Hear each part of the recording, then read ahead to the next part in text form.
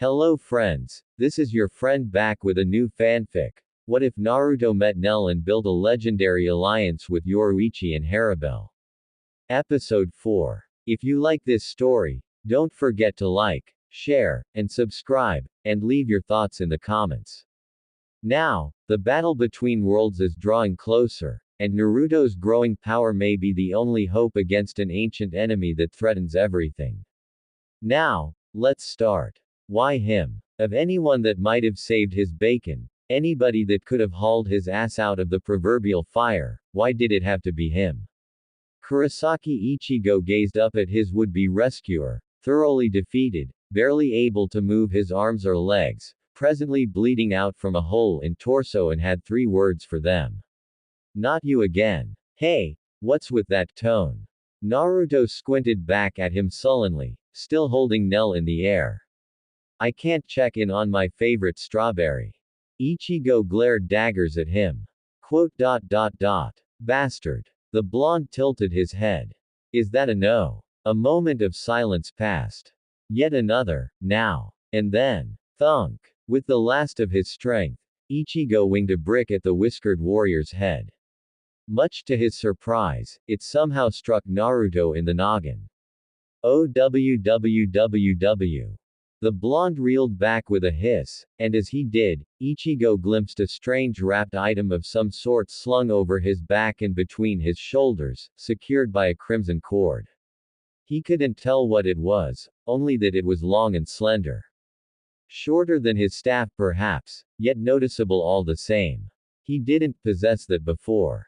What was it? Naruto continued to complain as he dangled Nalil in the air by back of her uniform like a naughty kitten, which was kinda funny given she was a grown woman and her bountiful were barely even tethered by her battered and tattered uniform anymore. Gah! Don't stare. She'd kill him. Thankfully, Nell headbutted Naruto abruptly, taking the matter out of his hands entirely. Not again. The blonde dropped her with a yelp to clutch the now rising welt amidst his noggin. Why is everyone aiming for my head today? Ichigo balked. A headbutt like that had nearly knocked him out. How in the hell was that Arankar still standing? Nell staggered upright, cheeks flush, swaying on her feet. Meanie. Lech. Handsome bastard. Oi. He thrust a finger at her. That last one wasn't even an insult. She threw a tipsy punch. I don't wanna talk to you. Too bad. Naruto deftly caught the buxom woman's powerful fist in his right palm, twisted her wrist to throw her off balance, poked her twice in the armpit to draw a startled giggle from her lips and ruin her posture, then flung her over his shoulder for good measure. The erratic Espada ate asphalt, skidding across the street for some yards before finally striking a telephone pole. Only then did she come to a stop, leaving her long legs sticking lewdly in the air. Her feet twitched once as Ichigo looked in sheer disbelief. A bead of sweat ran down Kurosaki's brow. This was the same woman who'd made mincemeat of him and Zangetsu. Yes, she'd been drunk at the time and still was, but this was ridiculous.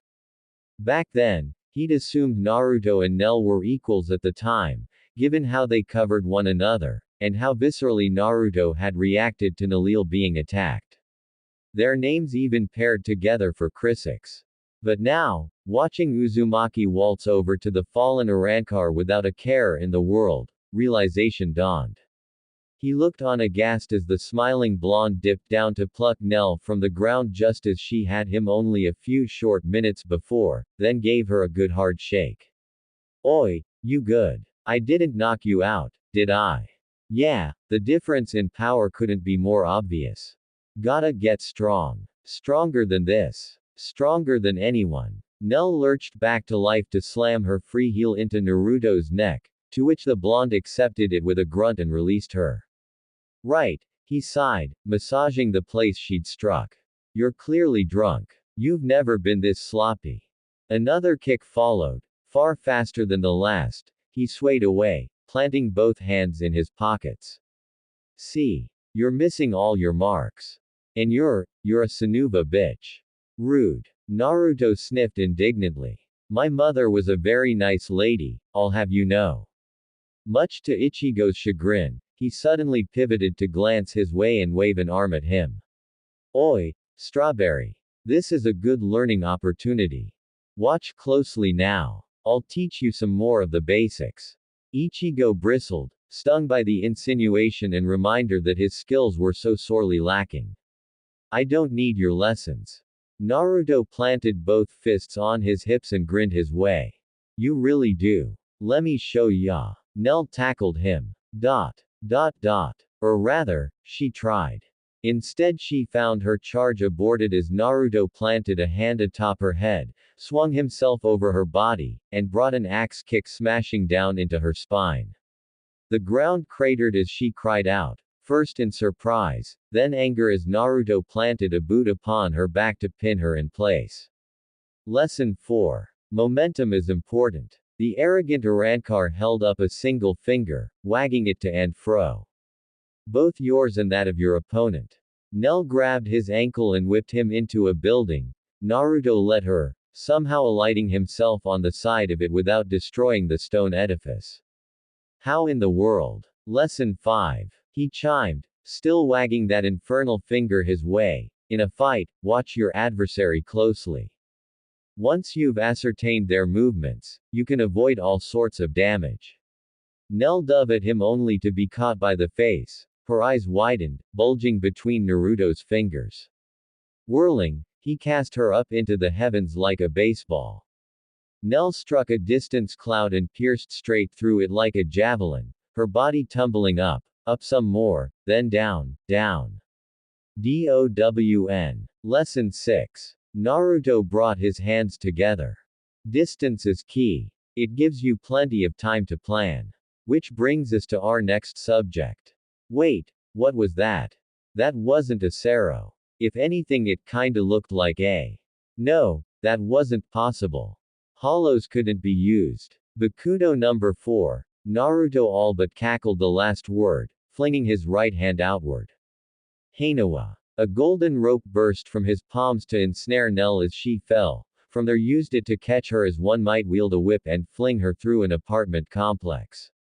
Pivoting with practiced poise, he effortlessly used his temporary weapon to sling her around and smash her into the street. Ichigo flopped over onto his stomach, unable to do anything but watch. What was this? Just what was this? Just what in the actual hell was going on here? Nell had smacked him and Zangetsu around like rank amateurs, and while the latter was able to wound her and make her bleed, that was only due to her drunken state. Now Naruto was picking her apart like a child. He'd known there was a gap between them. He'd always known. But to think it was this large. Am I really this weak? His fingers balled into fists, fingernails biting against his palms to draw blood. No. I can't possibly be this weak. And yet you undoubtedly are. An ancient voice intoned solemnly, shattering his self-loathing. That is precisely why you must observe this battle, Ichigo. He looked up and found himself gazing upon a tall, lean, stoic middle-aged man with pale skin, wrapped in a tattered yet flowing dark robe. The stranger had high cheekbones, stubble, and long ragged black hair with brown highlights. His attire consisted of a tattered white dress shirt with an upturned collar and cuffs, black pants, low-heeled boots, and a long, amorphous black overcoat flaring out into ragged ends. Furthermore, he wore tinted, semi-transparent wraparound sunglasses. He'd never laid eyes on this man in his life, and yet something in his blood sang at the sight of him, saying he was all too familiar. Who are you? Who I am is immaterial. I am a part of you. A wry smile touched the corner of the man's weathered visage. Presently, I am the only thing keeping you from bleeding out and dying. But that didn't make any sense. A grimace tugged at his lips. What happened to Zangetsu is resting. He exhausted himself during your last battle. He blanched a bit of that. Yeah, sorry about that. Do not apologize for something that you cannot control. The stern note in the man's voice made him flinch, as a pupil before their teacher. Pay attention to the fight before you. Ichigo's gaze snapped back to the fight before him, if it could be called such. Naruto was manhandling Nell, now. And how the hell was he using Kido like that? Was it possible to learn this power? I had sought to spare you from such conflict, but it seems that has become impossible. The as of yet unnamed apparition said suddenly, almost mournfully, briefly recapturing his attention. Enemies will seek you out wherever you go, if not for your power, then your heritage. Yet still you rise to face them, raging against the dark. He tried to crane his neck back, only to wince as every bone and muscle in his body howled in protest. Wait, what was that last bit about my heritage? I speak of your origins. The cloaked man, he didn't know what else to call him, turned to look at him. Have you not yet realized? You are, no, he seemed to be on the verge of saying something, only to reconsider with a sudden wince. It is not my place to say. You will learn the truth in the fullness of time. I shall protect you until that day comes. Hold on just a second. I still don't know who you are. The cloaked man regarded him for a long, ponderous moment, as though weighing his words. At length, he spoke. As I said, I am a part of you. If it is a name you seek, then I shall grant you what passes for mine these days. I both am, and am not, known as Y. He heard the first syllable, but not the rest. A sudden snarl of static filled his ears as some higher power denied him. A second attempt was rewarded by another squall of white noise, then a third.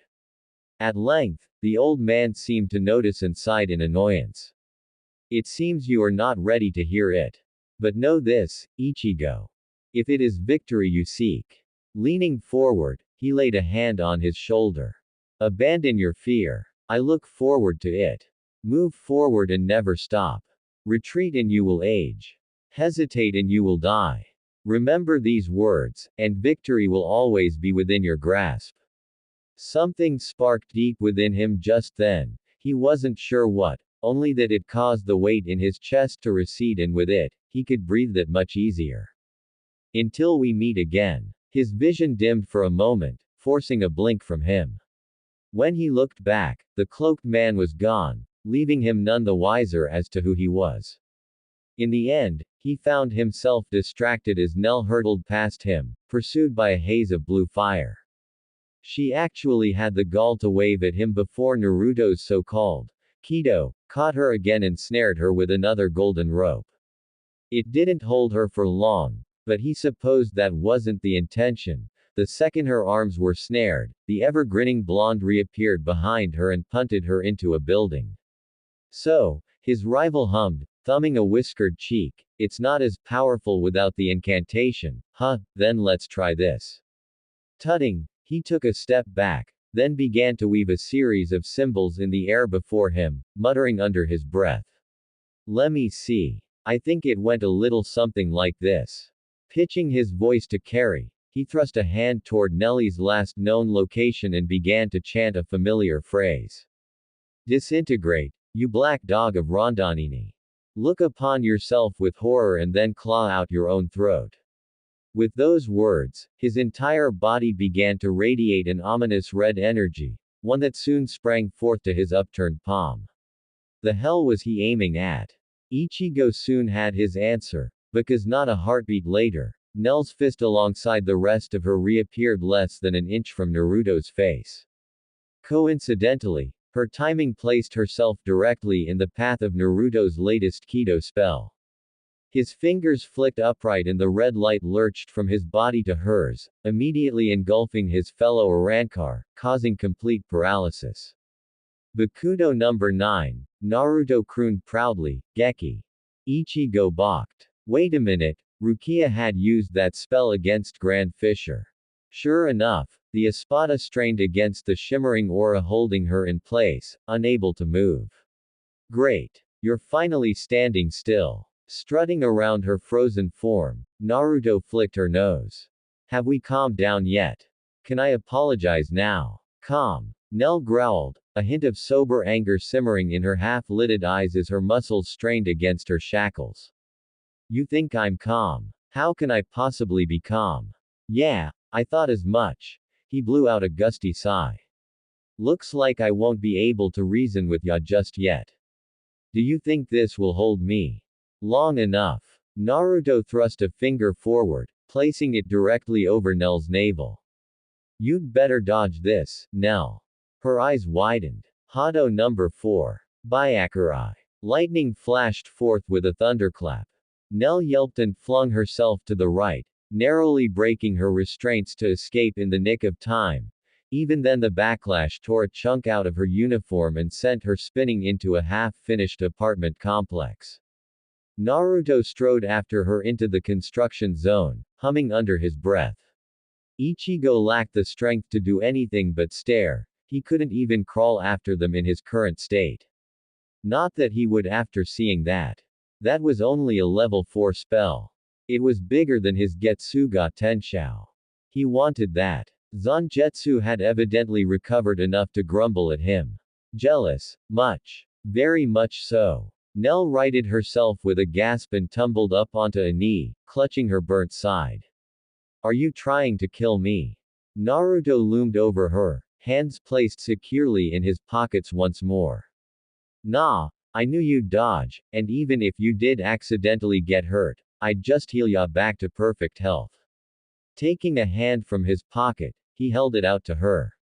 We're buddies, right? I can let bygones be bygones if you will. Whatever I did to upset you, I'm sorry.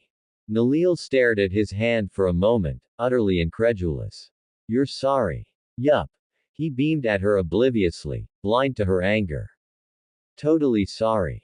Her jaw clenched as a vein sprang to life in her temple. Sorry. Naruto nodded once, eyes creased. Uh-huh. Sorry for what, Naruto? He tilted his head. For, upsetting you. You don't even understand what you did, do you? The raw ryutsu that flooded the street would have flattened Ichigo if he wasn't already laying prone. As things were, he felt his entire body creak painfully from the sheer strain. Nalil was the center of it all, her eyes hidden in shadow, wild green hair lofting ever so slightly in an unseen breeze as her fingers clenched at her sides. You're always like this. Nell slammed a fist down into the concrete with an angry whine, inadvertently shattering the street. Always, always, always. Another punch followed the first, fracturing it further. Blind to what's in front of you. Always. A third punch burst a water pipe beneath them, causing Naruto to take a startled step back, and still, she railed at him.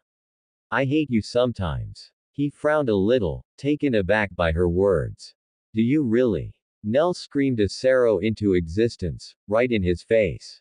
Hey! Naruto's hands came up, and then quite suddenly, Naruto went back as the point-blank blast plowed into his open palms head-on, driving him away from her to push him deeper into the construction zone. Even then he wasn't overwhelmed as they had been. He held Nell's attack at bay.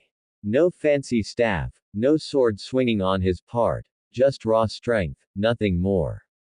His feet bit into the pavement, digging deep trenches in the floor, yet against all odds he held on. His back hit a wall, and for a moment it looked like he might fall, only for him to plant his legs and strengthen his stance.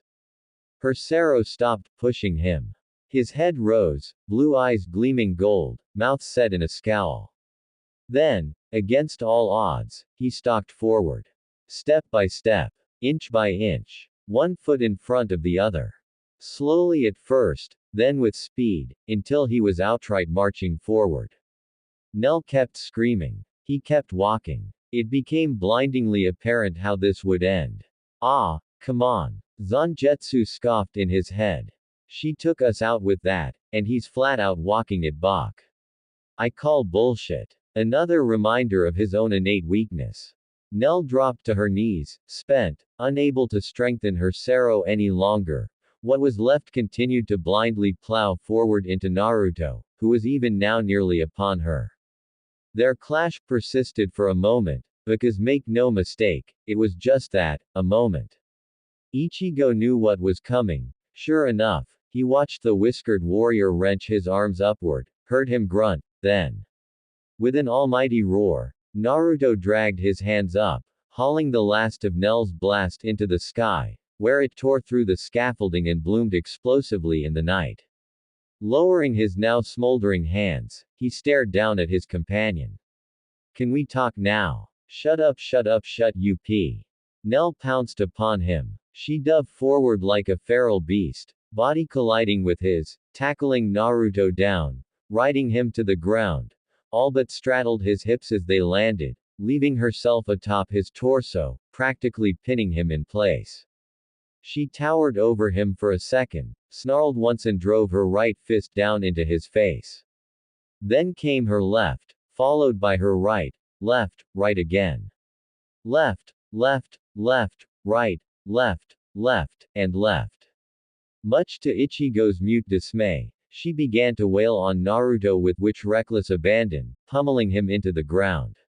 All the while, her counterpart refused to resist, not even deigning to defend himself. He'd crossed both arms over his chest and refused to budge. Even as his head snapped this way and that beneath the barrage of blows, he made not a sound. It was like she was punching a brick wall. No, a human statue, one that refused to acknowledge the pain she was causing him, even the merest iota of it. Fight back. She wailed at him, tears welling up in her eyes as she decked him for what must have been the umpteenth. Hit me, damn you. This doesn't have any meaning unless you fight ba. Naruto caught her left fist, followed by the right, eyes narrowed to bloody slits. Fine. Then he kicked. Nell rocketed upward and he gave chase, catching her by the hair to whip her down all over. Her back struck a steel beam, the ricochet of which bounced her back into his grasp.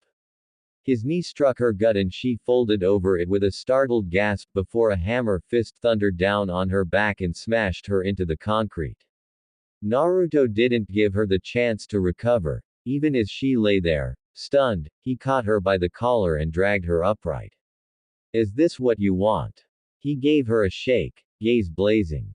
Me hurting you? Because I don't. Now why don't we just? Nell lurched forward in his grasp and bit his hand with a vengeance. Naruto stared down at her, utterly incredulous. Nell stared back, still tipsy despite it all. Did you just freaking bite me? She gnawed at his wrist. Get off of me. Flinging his arm to the side, he jabbed Nell under the armpit again, causing her to laugh, the act of which made her momentarily release him with a startled shriek. That moment was all he needed to tear himself free and grapple with the girl. They collided and immediately dragged one another down, swearing and spitting like sailors. Bastard. Will you stop being such a bitch about this? You taste awful. What kinda comeback is that? You're a damn comeback. And you're drunk. Nah. What followed couldn't be called a fight. Not really. More of a drunken dance. Wrestling really, in which neither party was willing to draw their weapon. A knockdown, no-holds-barred brawl that soon saw Naruto gaining the upper hand over his drunken comrade and pinning her to the floor beneath them. Nell instantly retaliated by locking her legs around his waist and looping both arms tight behind his neck, holding on for dear life.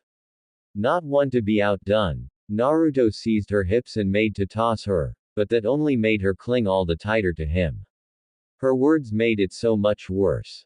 I'm not letting go. Heat rose in Ichigo's face as he watched the duo continue to struggle with one another, losing bits of clothing as they went, practically mounting one another in their haste to triumph. Hey, he was young, not stupid. It almost looked like they were. Oh, wow. With a sudden surge of strength, Nell lunged forward and locked lips with Naruto, startling him. It was a brief kiss, but it broke the tableau, and gave her the chance to roll him over, straddle his hips, drag her hands down his chest, lavishing him with touches all the while. Naruto squawked. Nell. Shish, she crooned with a hiccup, reaching up for his face. It's a good thing so handsome. Kissing him once more, she missed and found his cheek instead, pushing him down, uncaring of her ruined uniform, nor the fact that she was practically bearing her to him. I'm better than Hollyfuckshername, right? She even went so far as to cup her bosom, all but shoving her magnificent mammaries in his face. See. Mine are bigger than hers. Naruto made stunned Naruto noises, unable to speak coherently, dazed as he was by her brash behavior. All right. Definitely drunk. Can we please calm down? No. Nell rubbed herself against his chest, nuzzling him. So difficult, but mine. I saw ya first, so I got to be first. Ichigo clamped a hand over his eyes, only to find himself peeking between the gaps of his fingers. Zangetsu whistled. Damn, guess we know who's the top, Moi with one final kiss, Nell drew back, made a triumphant noise and smacked her lips, still clinging onto Naruto lewdly. There, now I'm more than even, with, that bitch. I won. She swayed atop him, pumping a fist in the air as her words began to slur together once more. Victory for Nell. She giggled, eyelids drooping, I get all the cakes. Ooh, I see pretty colors. Having attained victory, the last of her energy winked out like a light, her eyes drooped and she slumped against him, out cold. Naruto caught her with an incredulous noise. Are you kidding me? He rose with a sigh. Right, okay, that did not end the way I expected it to. Slinging his very much unconscious comrade over his shoulder, he pivoted and poked at the air a few times, frowning. Finally, he succeeded. A dark portal opened, leading directly to a world unknown, one that smelled of sand and death. Zangetsu sighed wistfully in his head. Smells like home. Squinting, he could see someone standing on the other side of the portal, waiting. Some masked girl. He couldn't see too well at this angle, but she didn't seem all that dangerous. Huh, so that's how you create a Garganta, Naruto mused. And here I thought I'd have to ask you to make another one for me. The girl bowed. Well done, my lord. Ah, thanks. Catch. Naruto tossed Nell at the girl. She caught her deftly and bowed once more. Keep an eye on her, would ya, Roka? She'll wake up in a bit. The girl nodded and the portal closed with a lurch, leaving the two of them alone once more. Naruto rounded on him in an instant. Sorry about that, you're in pretty bad shape, ain't ya? Here, lemme fix ya up. Ichigo balked. Now wait just a second. Nope. A hand touched his ravaged chest and with a rush of golden light, he found himself able to breathe again. His wounds weren't completely healed, it felt like an intentional choice on his part, but he could already feel them mending. Broken bones stitched themselves back together, muscles melded, all his injuries gradually mending themselves as he looked on. There we go, all better. Naruto dragged him to his feet and patted his head like some recalcitrant child. Come on, I'll take you out for some ramen. My treat. Bad idea. All the bad ideas. Every one of them. I refuse. Too bad. The blonde slung an arm around him before he could escape. To be honest, your compliance really isn't a factor here. Besides, you and I need to have a little chat. His shoulder suddenly bloomed red in a shower of blood. Ichigo froze. He hadn't been the one to wound him. Who? For Naruto's part, the Arankar grunted in surprise and looked down, frowning at the sword, even now jutting from the point of his shoulder. His eyes swept back, seeking the source, as did Ichigo's, only to freeze when they both found it. Or rather, her. A suffocating wave of spiritual pressure hit him upside the head like a brick, and with it, he found a tall, slender woman with dark hair and wicked eyes emerging from a senkaimon directly behind him. She wore an odd white coat over robes black as night. Her blade was presently skewering Naruto's right shoulder and her eyes. Dot. Dot dot. Gods, her eyes. Ichigo shuddered at the sight. At last, she didn't even seem to notice him, she only had eyes for Naruto. I found you. So you did. The blonde Arankar nudged Ichigo aside and stared at the wicked woman for a long moment, only to frown as a bead of sweat ran down his brow. Who the hell are you supposed to be? Have we met? I am your death. Oh. Naruto granted her a pained smile. Hello, Death. Nice to meet you. You're prettier than I expected. Actually managed to get me with my guard down, too, so props for that, I guess. That got a blink from her. Are you actually coming onto me? He tilted his head, confused. I don't think so, why? A pity. I might have let you live a little longer. His brow furrowed further still. And you are. Very well. Twisting her blade in the wound, she pivoted and slashed his arm clean off, drawing an annoyed noise from him. If you wish to know the name of the one who will slay you today, Hana shall suffice. No, she changed her mind suddenly, never mind that. Simply call me Retsu. She was still speaking when Naruto caught his falling arm by the elbow, pivoted in place, and whipped around to bash her face in with his severed limb. Momentum was most unkind. Hana went flying into a building like a flung stone. Good name, Naruto grunted. I'll remember it. Now, then. Ichigo balked. There was no escape. Naruto rounded on him with frightful speed, alarming him with his grin. Hey, Strawberry. This is perfect timing. I was just thinking you needed to learn more about being a Shinigami. Watching them fight, ya know. It's perfect for you, wouldn't you agree? Kurosaki managed a numb nod, in no position to upset the potentially homicidal Arankar looming before him. This guy's crazy. A noise behind him caused him to pivot, still clutching his fallen arm as he was. If you think that will stop me. Persistent, he flicked his tongue. You wouldn't happen to know Kenpachi, would you? Retsu blitzed him. With one finger, Naruto sketched a golden line in the air. Bakudo number 4. He sang out anew, Hanawa. Yet again at his command that golden line became a winding rope, one that snaked out to snared Hana by the torso, binding the captain's arms to her sides and momentarily rendering her momentum null. She made a noise akin to a scoff. It only held her for a moment. Then she flexed her arms, broke free, and charged him. A single, solitary moment, a sliver of a second, really. That was all Naruto bought himself. It was enough. With a winsome whistle, the blonde set his ruined limb to his shoulder, where it reattached itself almost instantly. He rolled it once and in the same seamless motion, parrying her long blade with his staff, sweeping it to the side in a shower of sparks to force her off balance. His fist raced in after it, only to be caught in her palm. Her fingers bit into his flesh, locking his limb down as Minazuki swooped in at his head.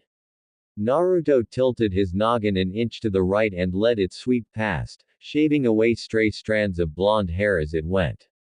The street split in the wake of her slash. Not bad, Shinigami. His grin flashed out, pearly white teeth blindingly bright in the night. You're the first one to take a limb from me, let alone make me bleed this badly. Let's see what else you're capable of. Thus speaking, he drove his skull into hers with a rousing headbutt, stunning her. In that instant of inattention, he drove a Rasengan into the captain's unprotected torso. Hana went flying into a building, demolishing it in an instant. Honestly. Naruto tutted and stowed his staff, instead reaching upward to the parcel on his back. You Shinigami are fascinating. Shikai, Bankai. I wonder what else you're capable of. He unwrapped the strange item upon his shoulder, unveiling it at long last. Ichigo stilled at the sight of it. The sword in his hand was simple, just a basic Asachi like the one Rukia once had, red hilt trap and all, the only difference being that its hilt looked slightly larger somehow. Beyond that he got the distinct impression that it was the blonde's first time ever wielding a proper sword, because his stance looked sloppy as all hell. So why did he have one? Zangetsu absolutely hissed. Where did he get that thing? Ichigo found himself balking as well. As that. Oh, this. The Arankar held up his sword with a small smile. A friend gave it to me. I'm testing out a little experiment of his, you see. And I gotta admit, I'm a little curious. I wonder if there's a sword spirit in here that'll eventually call out to me. Ichigo bristled, incredulous. Hollows can't use Shikai or Bankai. Naruto tilted his head. Can we not? What do you think our release date is? No, this is an experiment, a chance to collect useful data. Besides, you're part hollow, and you use Shikai just fine. There it was again, the warning that he wasn't so ordinary as he believed himself to be. His world spun. I don't understand. You don't need to. Although the blonde beamed at him without so much as a hint of malice, Ichigo found himself bristling all the same. Watch closely now, Ichigo. Carve this into your mind. Naruto was smiling now, and it was not a nice smile. There were too many teeth, and his eyes burned bright, almost feral glee. Remember this moment, and learn from it. That's what you do best, right? Hana flashed back into view above them with a wordless snarl. Irritating pest. Naruto launched himself upright, crossing blades with her. What a lovely night. So, this was Quincy. Or these were Quincy's, he supposed, given their numbers. How very fascinating. They certainly were a bold bunch to invade his realm, even if he hadn't technically laid claim to Hawako Muendo in its entirety yet, and worked their way inward on the fringes. Doubtlessly they wished to ascertain his identity, and the strength of his forces. A sound idea, truly. If only the principle behind it weren't so flawed. They knew nothing of him, because he hadn't revealed his treacherous intentions to Soul Society yet. If his theory and it remained a theory for now held true, they knew nothing, because he had shown them nothing. Nor would he, until the time was ripe. Aizen Sosuke was not a man prone to flights of fancy these days. When he made plans, he prepared plots, pitfalls, preparations, all manner of things. He was a patient soul, willing to wait, play the long game, even put on a false facade, all in the pursuit of his goals. As such, it had been centuries since he donned a Reitsu concealing cloak and gone on reconnaissance himself. How very liberating. Why, he hadn't done such a thing since his days under Captain Hirako. Dot. Dot dot. Dot dot dot. Looking back, he admitted to feeling some small smidgen of guilt about what happened to him and his lot. Perhaps a gentler approach would be best going forward. Naruto had begun to change that. To change him. He spoke of winning hearts and minds, and thus far, he couldn't deny its effectiveness. For instance, whereas once he might have cut down these interlopers on a whim, now he found himself watching them, observing them from afar, intrigued by their actions. No matter, his end goal remained the same. The Quincy that Konami had killed offered little in the way of information beyond his name. Supposedly he had been called Quilge. He'd put up quite the fight. Thus, it was only natural that his comrades would investigate his demise. Jin would probably be displeased with him taking the initiative, of course. He didn't like it when he went on a walk, as Uzumaki had come to call it. Perhaps he should go on these walks more often. He counted a handful of them. 2 men, 1 woman, no, there was another one lazing by the lower dunes, complaining of something. At present, bar the seemingly lazy one by the dunes, the other 3 were tormenting a few hollows, a measly pair of Ijukas, by the look of them likely venting their frustrations like the pitiful creatures they were. He found their anger and angst amusing. Quincy's loathed hollows and exterminated them wherever they could, for their existence could not abide them, their very souls had no resistance to them. But those slain by them did not move on to the next life, and were eradicated utterly, body and soul alike. Such had threatened to tip the balance, and resulted in their extermination. He considered making sport of them, then thought better of it as another idea dawned. Perhaps he could secure himself intelligence and useful pawns in one fell swoop. What was the human saying? 2 birds with 1 stone. That's the one. It would be an amusing experiment. With but a flicker of movement, he arrived in their midst, preventing them from eradicating the Ijukas. The Quincy scouting party bristled, taken aback by his arrival. Aizen Sosuke was not a man prone to laughter, but in this moment he briefly chuckled, pleased by how smoothly everything had gone to plan. Greetings, dear Quincy. He granted them a genial smile paired with a decidedly deep bow, one hand over his chest to make himself appear harmless. Welcome to my Hawako Muendo. Ha! The shortest among them, a girl with dark hair and wild eyes, glared at him with open hostility.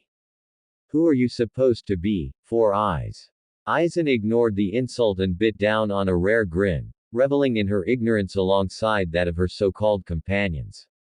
Not only did this magnificent robe conceal his Reitsu, but he'd improved upon it further. With the hood up, it was nearly impossible to discern his identity.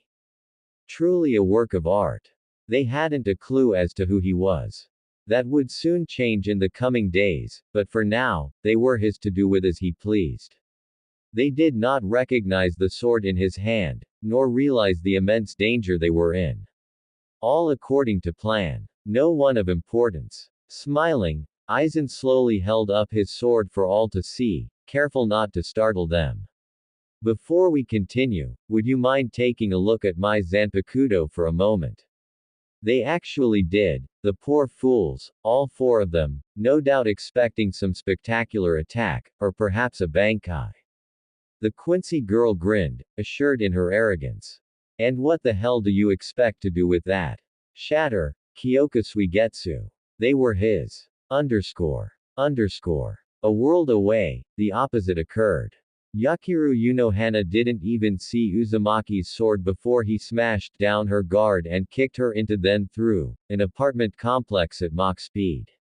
She crashed out into open air with a startled cry, eyes widening ever so slightly as she beheld the stars and the moon above, tumbling end over end as she struggled to right herself. She scarcely had time to comprehend them before a shadow fell over her. Irritated, she looked up, already knowing she would find there. Uzumaki was on her in an instant, sword thrusting in at her right eye. She shunted it aside with Minazuki in a shower of sparks, felt it cut her cheek, then he was upon her. Just as planned. With a wicked smile, she checked her Zanpakuto, tucked it under an arm, and thrust her now free hand in his face with fingers splayed. Her lips rapidly rattled off an incantation. Sprinkled on the bones of the beast. She all but spat the last word, gripping him by the collar to hold him in place when he made to draw back. Sharp tower. Red crystal. Steel ring. Move and become the wind, stop and become calm. The sound of warring spears fills the empty castle. His eyes widened as he realized her intention. Lightning crackled through her fingers. Hado number 60. Reikoho. Golden light filled those wide blue orbs, then Uzumaki was gone, smote from the heavens as though he'd been backhanded by the fist of an angry goddess. His body struck the street and created another crater, birthing a plume of towering dust and smoke. Unsatisfied with smiting him once, Unohana used the same spell to blast him again. With a ponderous groan the street ruptured completely as a sinkhole formed. The Urankar vanished into it and didn't emerge. Several of the nearby buildings were likewise consumed within its depths, the lives within snuffed out. Oh. Something had moved them to safety just now. Rather quickly, and a great distance at that. A spell of some sort. No, it was almost as if. Frowning, she levered Minazuki's long blade toward the rising plume of smoke and spoke with intent. I know something like that isn't enough to kill you, Urankar.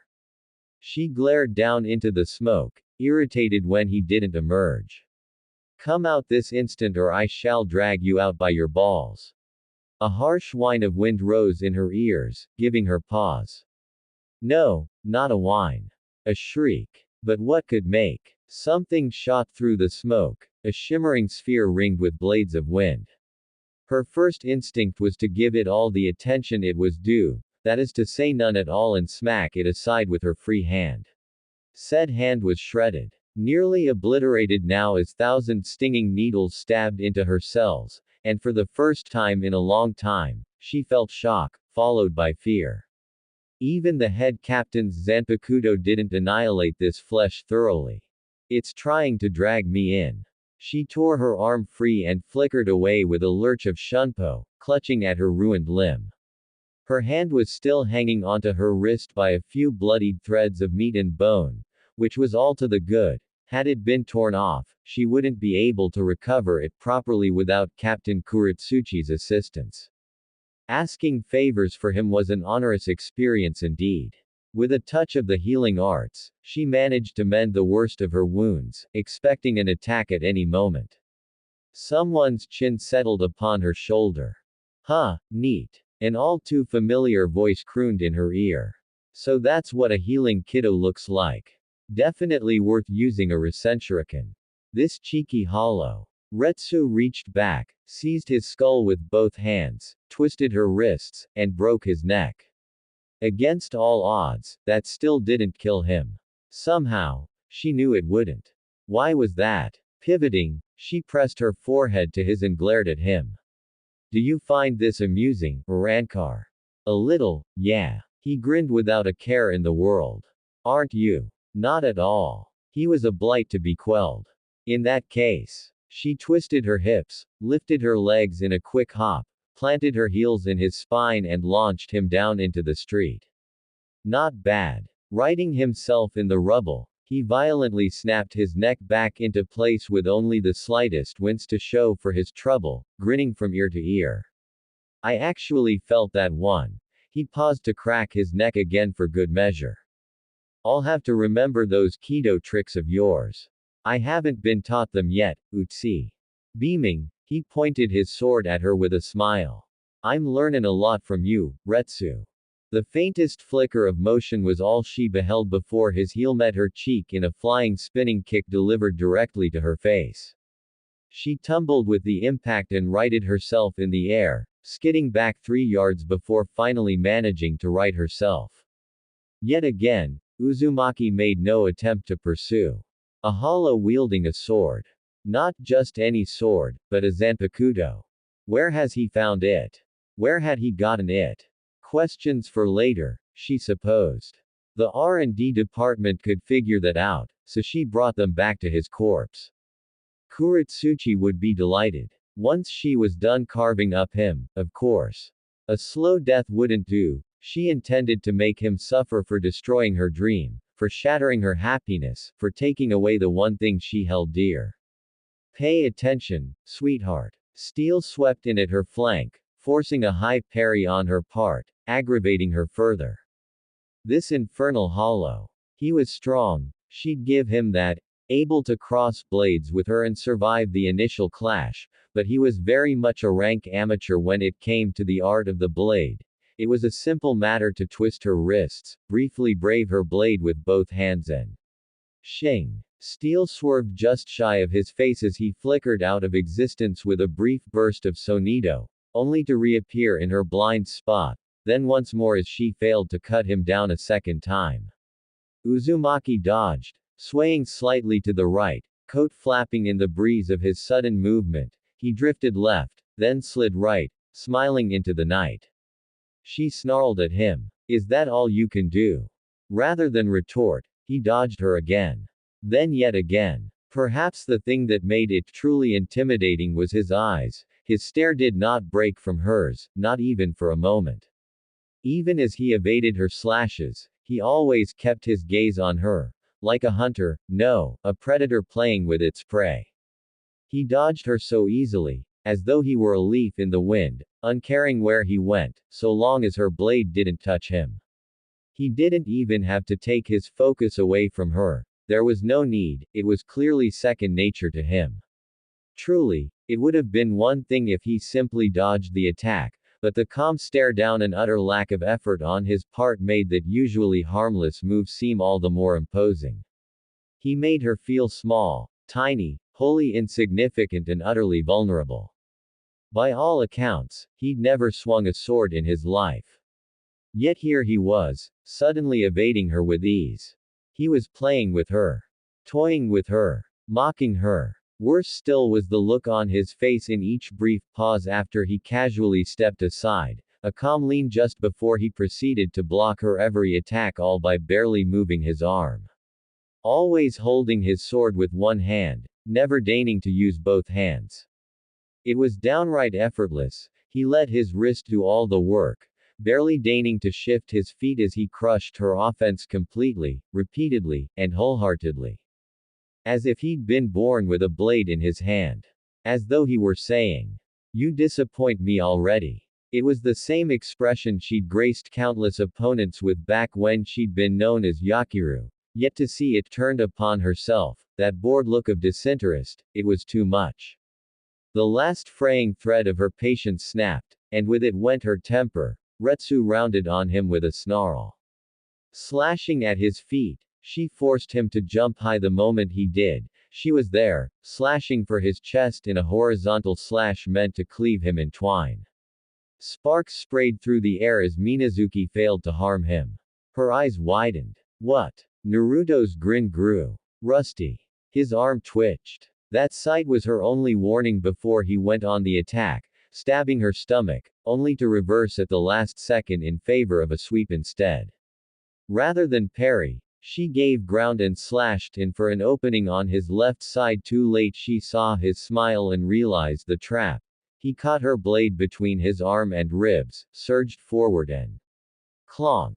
Blood sluiced down her face, staining her vision red. Hey, Nell was right. Uzumaki leaned back, grinning from ear to ear. Headbutting people feels pretty good. Once you get past the pain and all. Uncouth. She slashed at his shoulder, causing him to dodge again for good measure, and then let her blade hit him as it came back around, deliberately tanking it on his face. Sparks sprayed forth as she failed to draw so much as a droplet of blood. Was this all she could do in her limited state? See, anyone can hit me, especially you. He took a hold of her blade and drew it back from his visage. But you're not trying hard enough. Where did all that killing intent go? She bristled and tried to pull Minazuki free from his fist, to no avail. He held tight. Why are you here, Shinigami? For the sake of soul society and justice. The lie sprang to her lips unbidden. I must strike you down. Justice. Don't give me that. He leaned forward to leer at her. You came here to violently kill me. You said so yourself. You're my death. Yet here you are playing nice all of a sudden. He gave her blade a shake for good measure, nearly ripping it out of her grasp. Are your feelings conflicting with one another? Or just your personas? I get it, you feel one way, but have to act another. Isn't it? I know all about that. Something ugly twisted in her chest, causing her to hiss at him hatefully. You destroyed my dream. Dream. He tilted his head, the beginnings of a smile, touching his whisker visage. Even a psychopathic like you has one of those, Good for you. Still don't see how I ruined it, though. Zaraki Kenpachi. She flung the name at him like a gauntlet, knowing he would understand. You fought him in this very town some time ago. You defeated him several times, healed him, and made him stronger, forcing him to surpass the limits he'd placed upon himself. Naruto barked a laugh, unable to help himself. Oh, so you do know that crazy bastard. It's a small world after all. So. He turned his blade like a key, drawing a bead of blood from her throat. How does fighting and training a buddy of mine ruin your dream? Hana slapped him, snapping his head to the side in a shower of sparks. That boy was mine to mentor. Abandoning her blade, she seized him by his colorful coat, yanked him forward and screamed in his face, unable to contain herself any longer. My penance. And you took him from me. Stole him from me. Killed that from me. Words came babbling out of her in a flood, how she was indirectly responsible for restricting Zaraki's power, preventing him from reaching his full potential for centuries. How he'd originally been stronger than her during his childhood, only to strike her down. How he'd subconsciously placed limitations on his power to prolong the fight. She'd broken him, limited his growth, ruined him.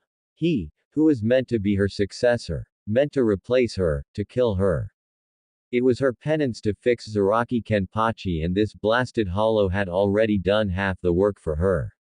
He would gradually grow stronger on his own now, steadily breaking past the blocks placed upon himself, until he reclaimed his true might, a task she was meant to help him with, and die in doing so.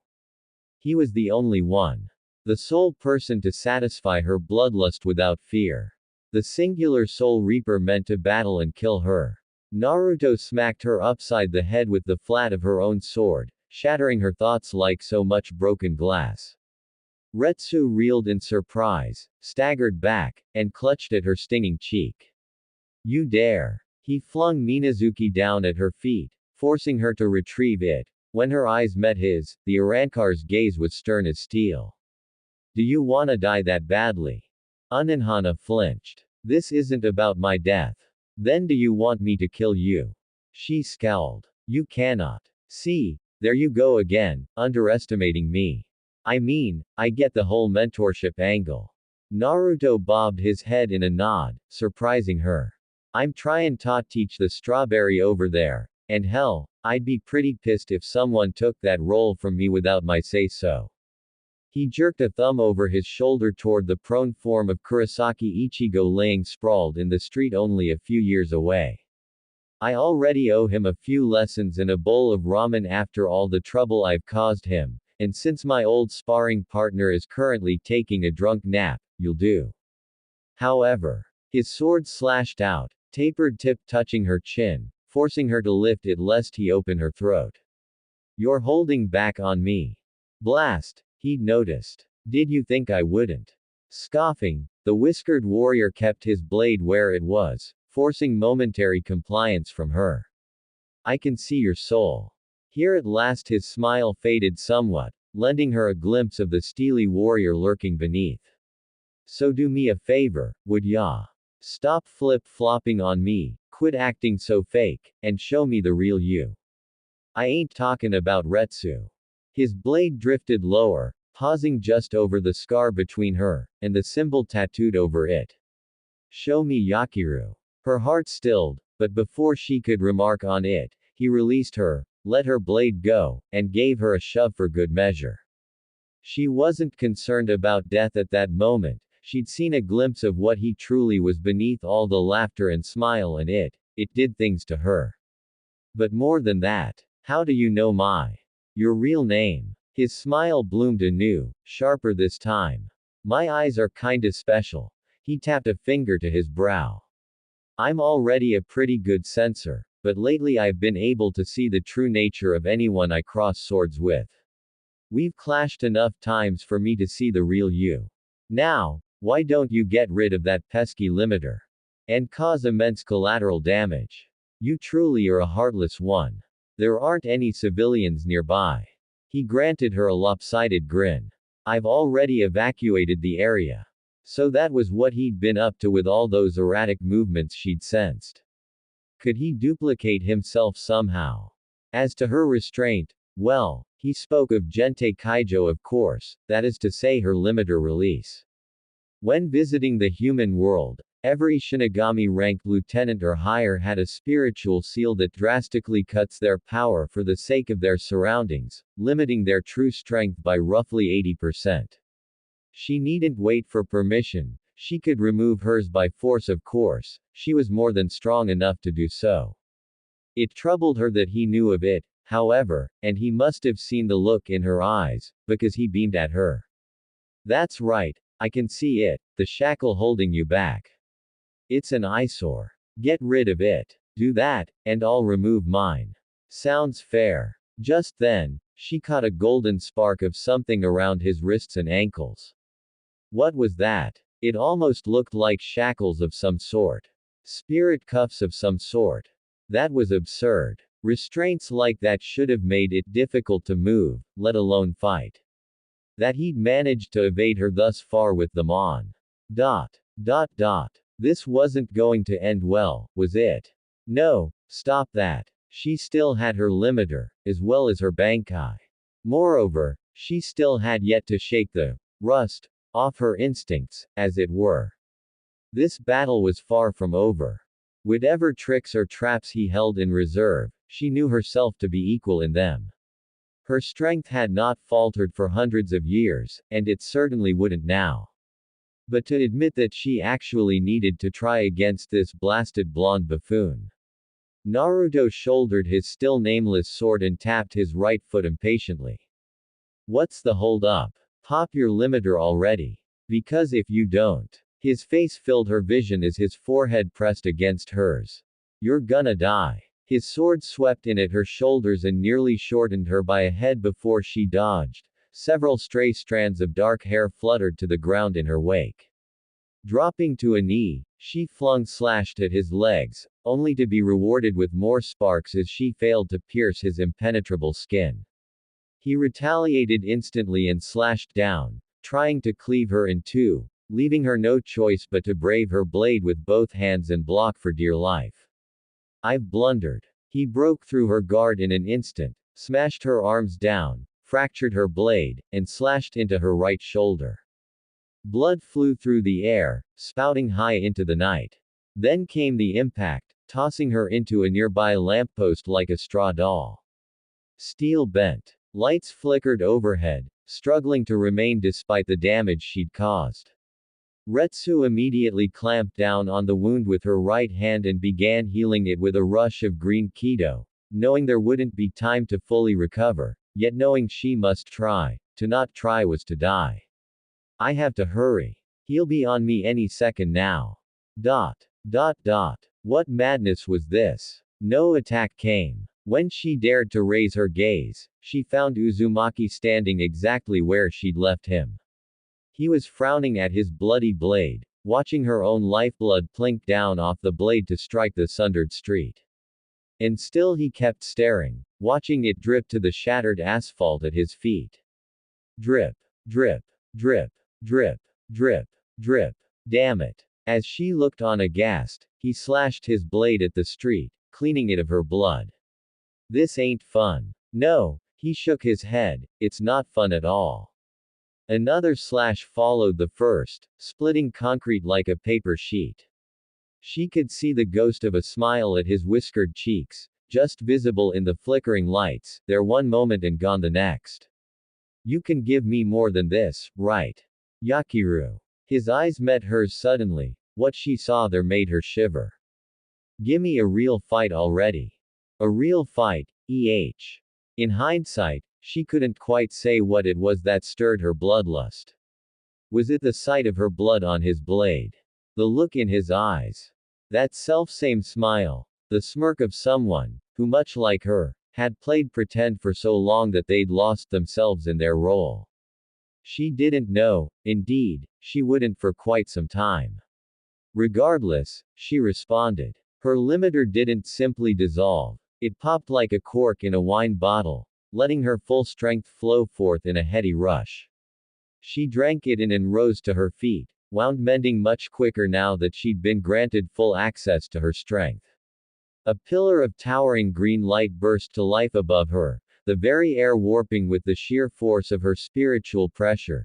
She basked in it and took up her blade once more, pointing it firmly at the arrogant Urankar who dared to believe she could handle her best. That's much better. Naruto must have noticed, because his grin became positively euphoric. I can actually feel that. Laughter spilled out of him. My turn now. He sheathed his sword in the ground, adjusted his stance, raised his arms and adjusted his footing ever so slightly. There was meaning behind the movement. As he did, those golden spirit shackles she'd glimpsed before burned bright, becoming visible for all of a moment, until he spread his limbs further still and shattered his chains. With a sound akin to shattering glass, the bonds of energy burst apart and the air around him ignited, briefly illuminating the night with red on gold light. Unlike hers, however, it settled quickly. If it weren't for his glowing eyes, she would have thought nothing had changed at all. Frowning, she strengthened her stance. Do not disappoint me, Urankar.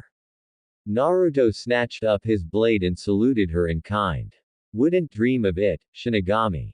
Hana flashed forward at Uzumaki, but this time he didn't deign to dodge. Instead he parried, dragging his nameless sword down the length of Minazuki. She retaliated in kind and their blades collided in a storm of swords, a song of steel, an endless barrage of blades that seemed to go on forever. He matched her blow for blow, and to her great delight, she found herself being pressed. To die to such a man might not be so bad, but that very desire began to run dry as they clashed. Moreover, she found herself teetering on the edge of madness. With each clash he drew blood, and so did she. She was hurting him now, and he didn't give a damn, because he was hurting her right back. It was too much. She couldn't keep quiet. No, she didn't want to. Demented laughter bubbled in Unohana as they clashed, pushing past her lips in a hysteric giggle as she tried her best to kill Uzumaki. And to her great delight, she found him laughing alongside her as he did his level best to kill her right back. This was it. This was what she desired. What she'd secretly sought all along. A battle without end. A duel that went on forever. A fight that finally left her satisfied. Ah, how she loved it. Even an old man knew to stay well clear of a lover's spat. And make no mistake, the conflict currently raging in the world of the living was undoubtedly the result of such a quarrel. Most would disagree, of course. The utter bloodbath bathing the streets of Karakura town seemed to be far removed from anything in the realm of romance. That is to say, the very opposite of it. To the eye, it appeared as though a certain arrogant Arankar and a savage Shinigami were doing their damnedest to kill one another, and perhaps some might believe that. But a certain head captain knew better. Yamamoto tutted as he finished mixing in the last of his green tea, then paused to savor the aroma. As he did so, he found himself feeling strangely nostalgic, hearkening back to younger days. Honestly, that's Yakiru. And here he'd thought Unohana had rid herself of those murderous urges long ago. Evidently not. It seemed she could still rage with the best of them. A small part of him found her outburst rather refreshing. She always got so angry when someone took her toys away. It reminded him of the old days. Simpler times. But to think she'd go this far over having Zaraki snatched away from her. Love was a terrible thing, was it not? It was something of an unspoken rule in Soul Society. Shinigami died hard in the field of battle more often than not, yes, but they also loved hard, to their own detriment. A soul lived for such a terribly long time after all. It was only natural for one to form strong attachments to certain things. It didn't even have to be another person. Be it their blade, a spouse, their duty, a sense of justice, or some other immaterial thing, such powerful sentiment had a way of going sour if one wasn't careful. Alas, this sometimes led to spats, as it were. He could think of a few that came to mind. The Shiba clan in particular had become rather infamous for them. They'd been furious after the loss of their precious Kaien, downright beside themselves. Even now, years after the fact, they still hadn't forgiven Yukitake, despite his illness. Such was what it meant to love another when one truly loved something or someone one risked losing everything. Still, to think that someone like Yakiru Unohana of the 8,000 styles would favor an Arankar. Bah, so long as it kept his old comrade in check, he'd tolerate it for the time being. Said Arankar didn't appear to have any designs on Soul Society at the moment, and seemed to be keeping her entertained for now, as such he had no doubt that Yakiru would triumph. Moreover, he looked forward to teasing her upon her return. He was the only one who could get away with it. Yamamoto sighed and languidly drank his green tea, content to let them be youngsters. That is until he felt Yakiru's spiritual pressure flicker ominously. Still, if this continued, he might have to intervene. The thought was not entirely unpleasant. Perhaps he still had some youth left in him after all. The old man settled into wait. Time would tell. It always did. Stop blowing holes in my shoop.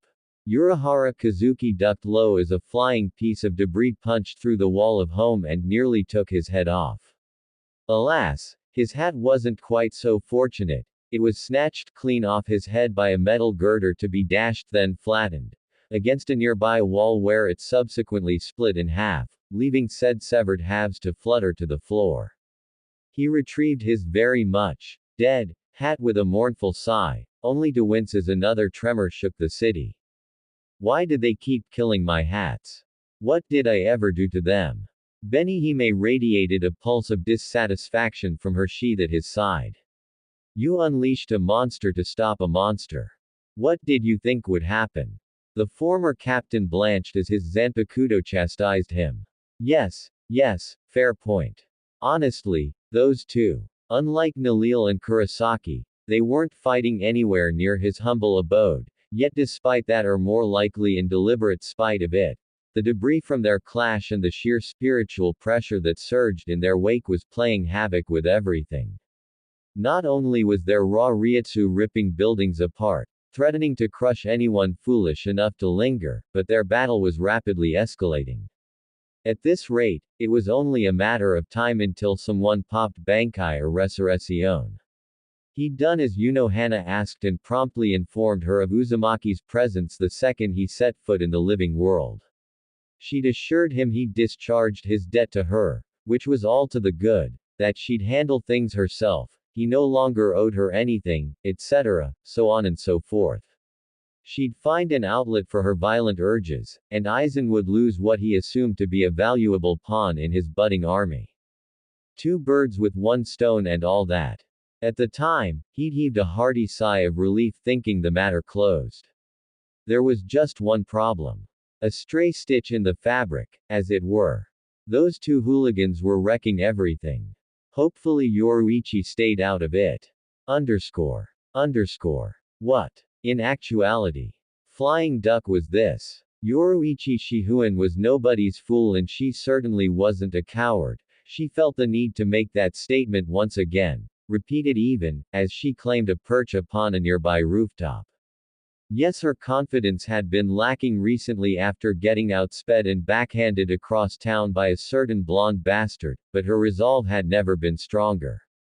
Feeling fear and anger was a perfectly valid response in the face of a superior opponent. That said, she wasn't afraid. And no, not at all. She was just taking precautions. Right. That was the word. The reason for her ire became manifest as she gazed upon the magnificent maelstrom of mayhem currently consuming Karakura town. From the night sky to the rooftops, to the streets and the buildings besides, nothing was spared from the wrath of Uzumaki and Hana. They were a storm of swords ripping into one another like wild animals, laughing all the while. And to think, she'd nearly jumped into that mess a minute ago. Nope. All the nope. Not happening. Her frown deepened as a fresh peal of unholy laughter pierced the night, punctuated by a cry of pain and a sudden crash of energy. Whether it was some cruel Kido or simply raw Reitsu, she didn't know, but she sure as hell wasn't getting any closer than this. Not with Hana letting loose like that, with most of the populace evacuated, she had no reason to restrain herself. She'd studied her histories and spoken with her friends back in the day. She knew that woman's bloody history, and she also knew that she didn't stand a snowflake's chance in hell against her as she was now. Simply put, she had been slacking. Clearly the 4th squad captainess had as well, but if she was still this deadly after being centuries out of practice. Don't die on me yet, Uzumaki. Yoruichi winced at the sudden explosion of blood. Well, shit just went flying off the rails now, didn't it? Nope. She liked living, thank you very much. Blanching, she raised the bottle of sake in her offhand and necked it, throttled it for liquid courage, drained it to the last drop, then cast it aside with a hearty sigh.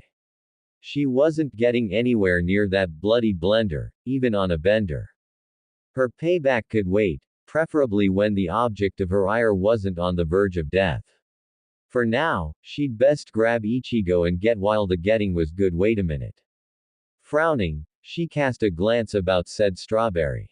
Where had he gone? Violence. Extreme violence. Glorious, complete, utter violence. Yakiru belted out a laugh as she collided with Uzumaki for what must have been the umpteenth time this evening and once again, failed to kill him.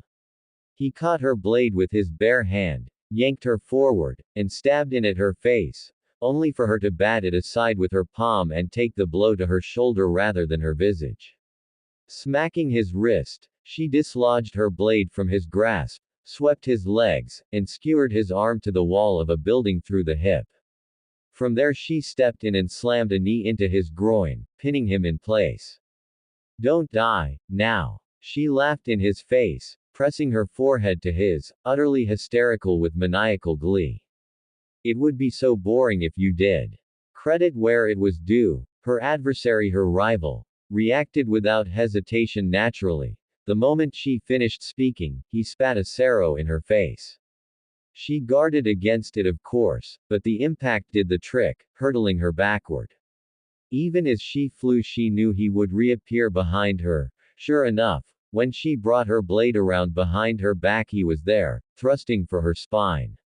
His nameless blade struck Minazuki's longer edge and skittered off it, stabbing a hole in her haori before passing harmlessly through her captain's coat. Then he was past her, overextended.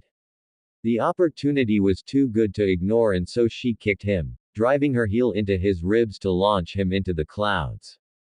Ah! But the sound of his bones snapping was sweet, sweet music to her ears.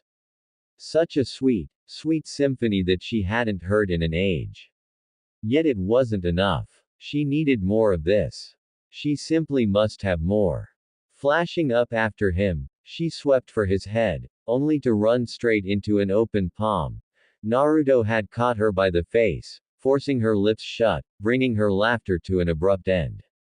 Hado number 58, he hissed out in an excited breath, Tenrin. A violently localized hurricane of pure wind yanked Yakiru from the sky and blasted her down to the ground. She started laughing all over again as she fell. She couldn't stop, even as she hit a building, nor when Uzumaki brought said building down around her ears. She lay there in darkness for a moment, sprawled amidst the rubble, grinning from ear to ear. Sweet satisfaction. Was this what love felt like? A deep, abiding sensation that surpassed adoration, trespassed the bound of sanity, went well beyond obsession and dove into the unknown.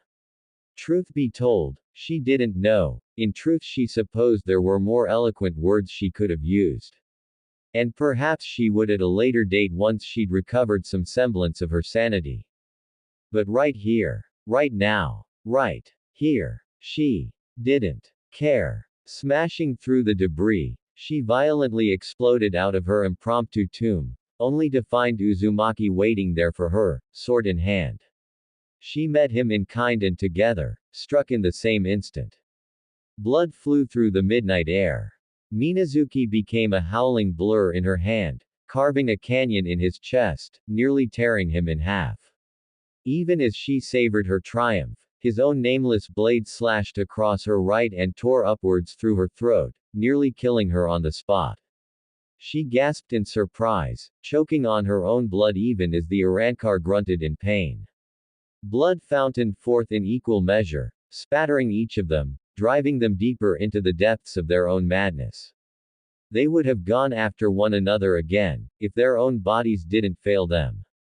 The spirit was willing to go another round, but alas, the flesh was weak, and the flesh demanded a pause in the slaughter. Each of them grievously wounded, they staggered back from one another, him already healing due in no small part to his own rapid regeneration, while she set a glowing green hand to her throat to mend her neck, followed by her bosom. The latter was a flesh wound and easy to heal, but much to her annoyance, her neck wound proved more difficult to close. She suspected she'd have a wicked scar there once the sun rose. He'd actually tried to kill her just now. A few hundred years ago, before she'd mastered healing Kido, he might have succeeded.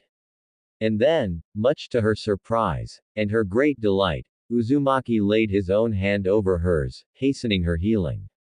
She nearly slashed it clean off the wrist. It was only her momentary weakness that prevented her from doing so, and even then it was a near thing indeed. Her eyes widened. Why? He merely grinned at her. Are we having fun yet, Yakiru? Fun. Yes. She was having fun. Gods, but she couldn't stop laughing, even as she coughed up blood. Such euphoria she felt. What bliss. The sheer insanity of it all dragged a giggle from her as she hauled herself upright. Don't die on me yet, Uzumaki. Rather than retort, his sword slammed down at her, to which she shunted it aside with a mad cackle. Sidestepping the follow-up, she braved her blade with both hands, bringing it down in an overhand chop that left him on the back foot, forced to defend. She struck fast. Faster. Fastest of all now, weaving a cage of steel around him from which there was no escape. For the first time, a flicker of concern crossed his visage. They ripped into one another like animals and Yakiru pressed her advantage like the killer she was. Show me more, hollow boy. Uzumaki took a slash on the arm, used it to break her guard and surged into the gap, forcing her to block or be shortened by a head. There you go with that again, thinking I'm just a hollow. He grinned as they crossed swords, leering at one another between their weapons.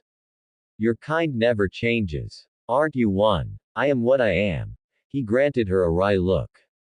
This is your fault, Yano. I'm actually starting to enjoy myself a little. He thrust his free hand forward. She tensed. But nothing happened. Gotcha. His heel slammed into her ribs, launching her off the rooftop to send her crashing into the street. Rather than pursue, Uzumaki planted a foot against the rooftop and laughed down on her, full of boyish delight. You gotta work on those instincts of yours, Yakiru. There are so many techniques I wanna try out. You'll take them, right? You're tough. I know you can handle them. She righted herself with a wicked smile, but he didn't give her time to reply. He raised a finger toward the skies. From that lone digit, a pinprick of light gathered at his fingertip, swelling large as she looked on, then larger still, until she was gazing at a small sun. It illuminated the night, casting great gaping shadows around her in every direction. Indeed, it burned so bright that she found herself forced to squint lest she be forced to avert her gaze entirely. Likewise, his naming let much to be desired. Joyful sun. He flicked his finger at her and it lurched forward. Hana scoffed and cut it in half, leaving the smoldering halves to incinerate a pair of nearby buildings. Is that all? Damn. Naruto leaned back with a low whistle as he inspected his handiwork. Gotta work on the speed of Dagak. His words warped into a pained grunt as her blade buried itself in his belly and burst out his back, running him clean through. Seriously. That's a cheap shot. Retsu wrenched the blade in his gut, reveling in his gasp.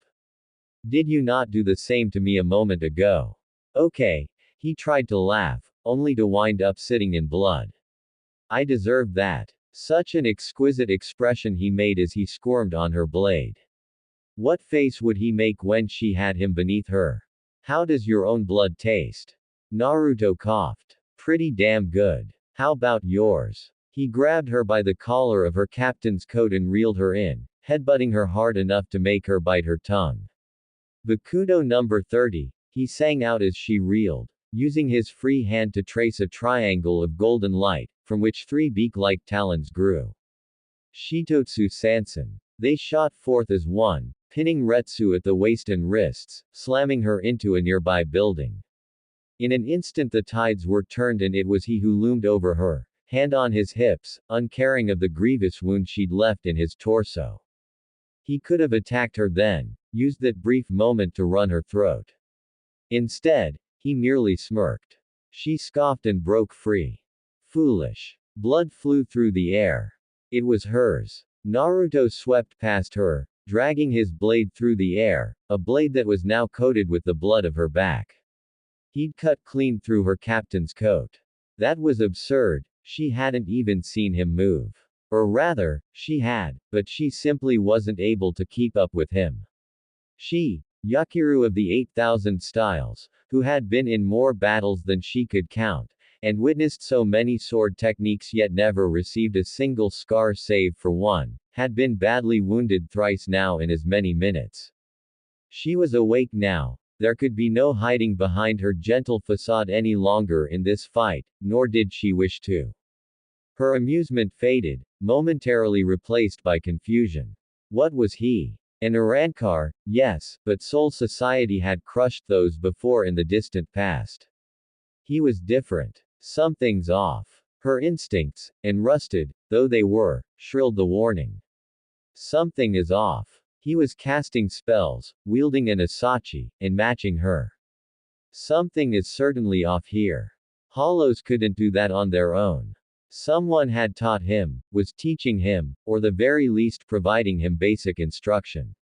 Was there a traitor amongst the ranks?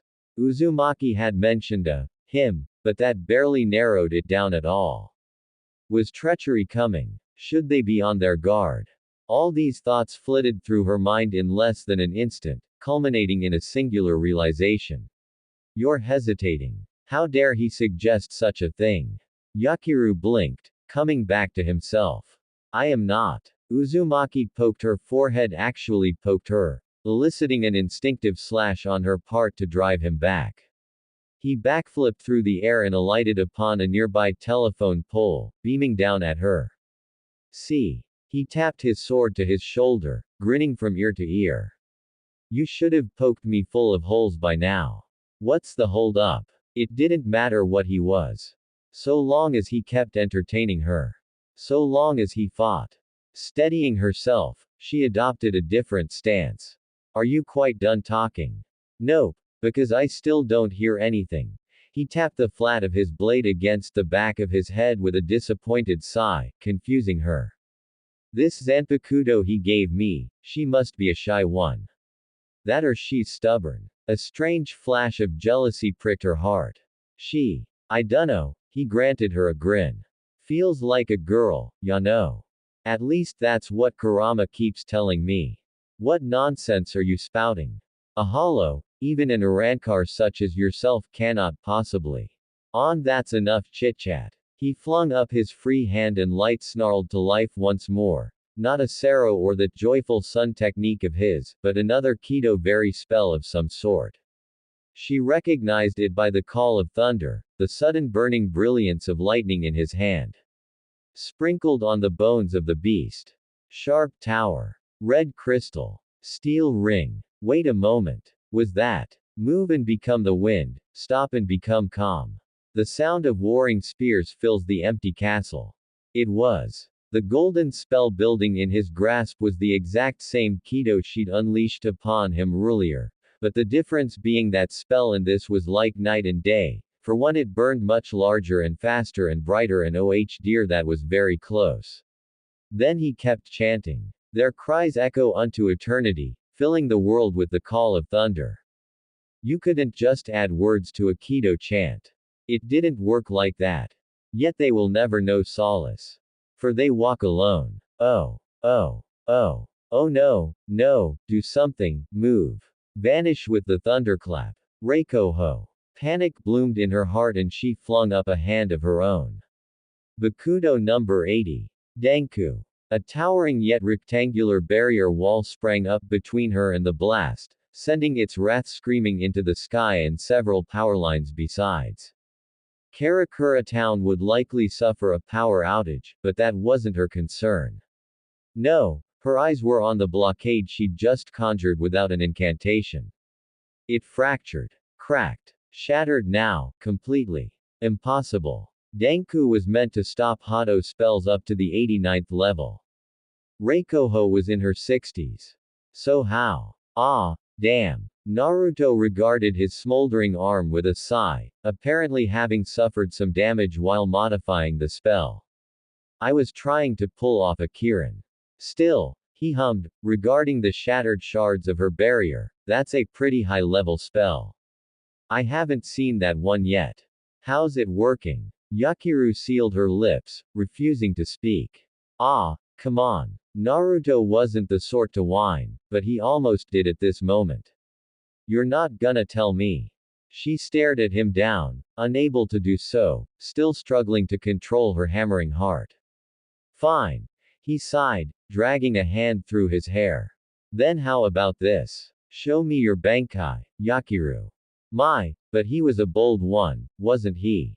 She levered her blade at him. Only if you release your staff in return, Uzumaki. Sorry, no can do. He shook his head. I've said before, that's not something I like using.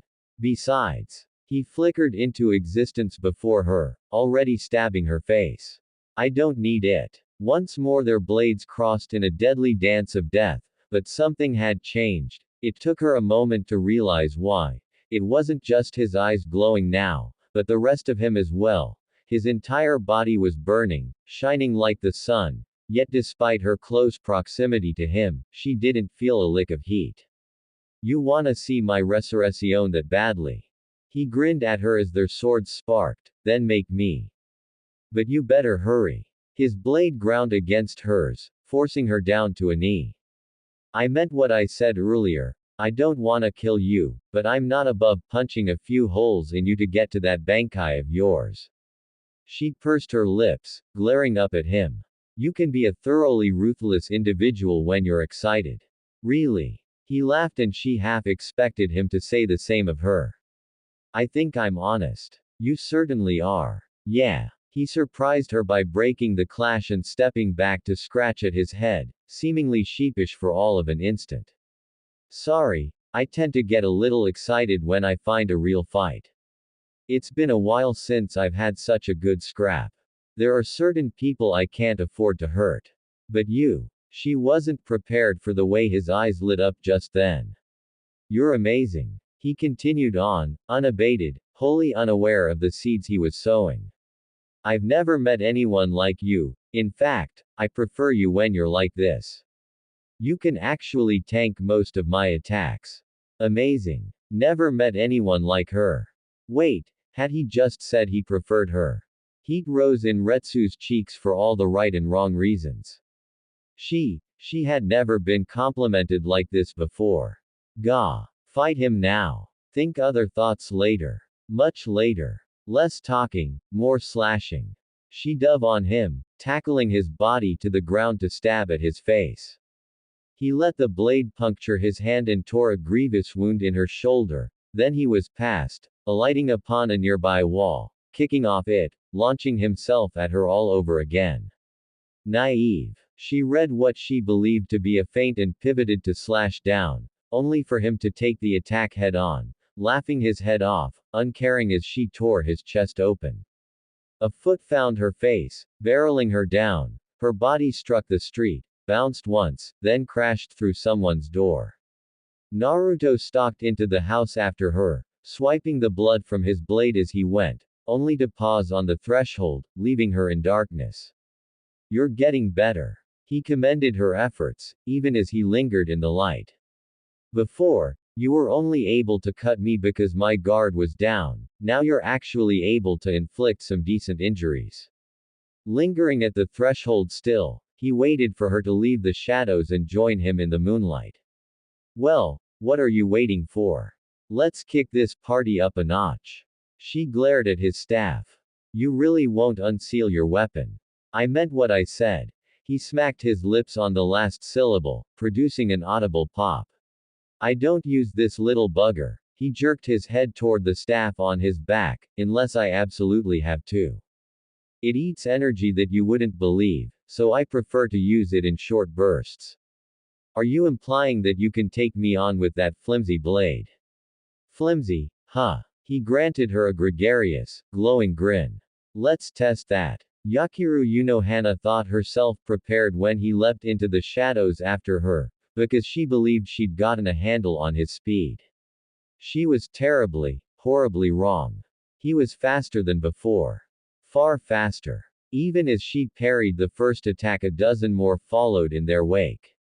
Blood bloomed across her right shoulder, then her collarbone, followed by countless other cuts besides. Alone they meant little, but together, they dragged her down to a knee, leaving her reeling. Too fast. She touched her neck, gulping a little now when her palm calmed away sticky red. He nearly slit my throat again just now. What was that? Were there greater depths to his power? Last chance. Naruto reappeared behind her, sword in hand, shining like the sun. Show me your bankai. I won't ask again. Realization dawned, and with it, Yakiru began to giggle anew. Unbidden, she found herself laughing once more, one hand over mouth like some hysterical schoolgirl. She simply couldn't help herself. Yes. There could be no doubt now. This was what she sought, what she had been seeking since she first found herself reborn in this wretched world, since she first came to have a blade in her hand.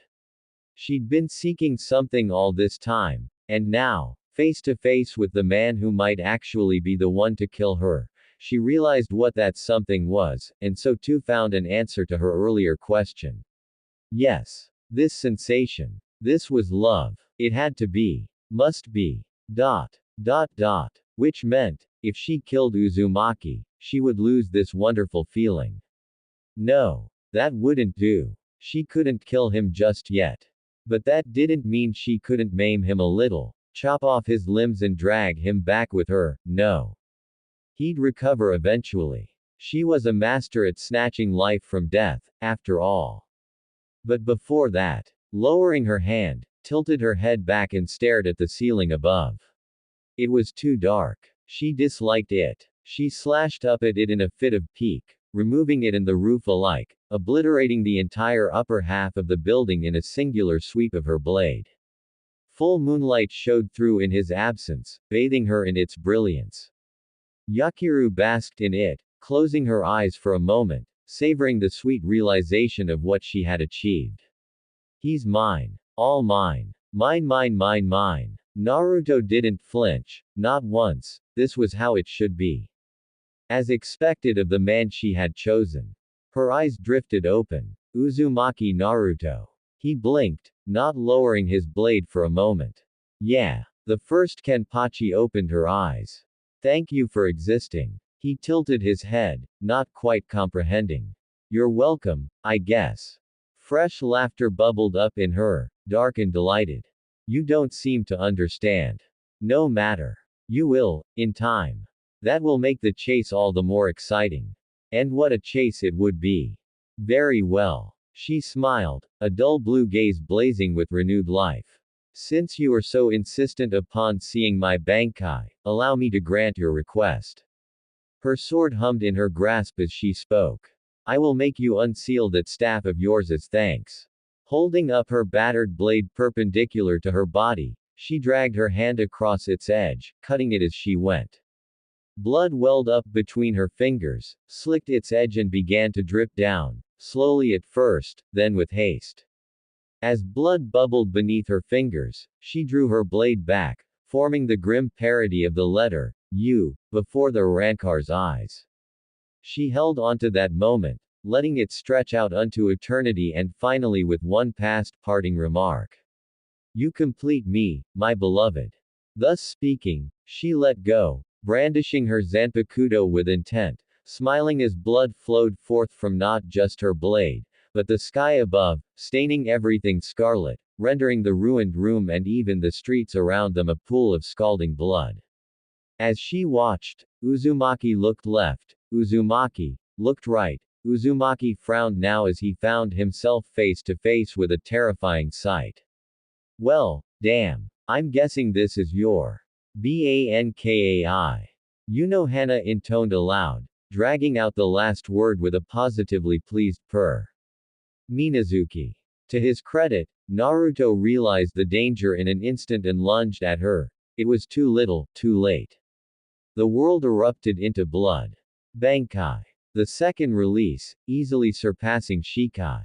Urahara had once claimed that it was the ultimate state of a Zanpakuto, but hinted that more might lay beyond it, as of yet untapped potential, just waiting to be unlocked. If there was a power beyond this, Kurosaki Ichigo couldn't imagine it. Even now, he watched Hana's release unfurl from afar, watched Naruto run headlong into it and tried not to make a sound.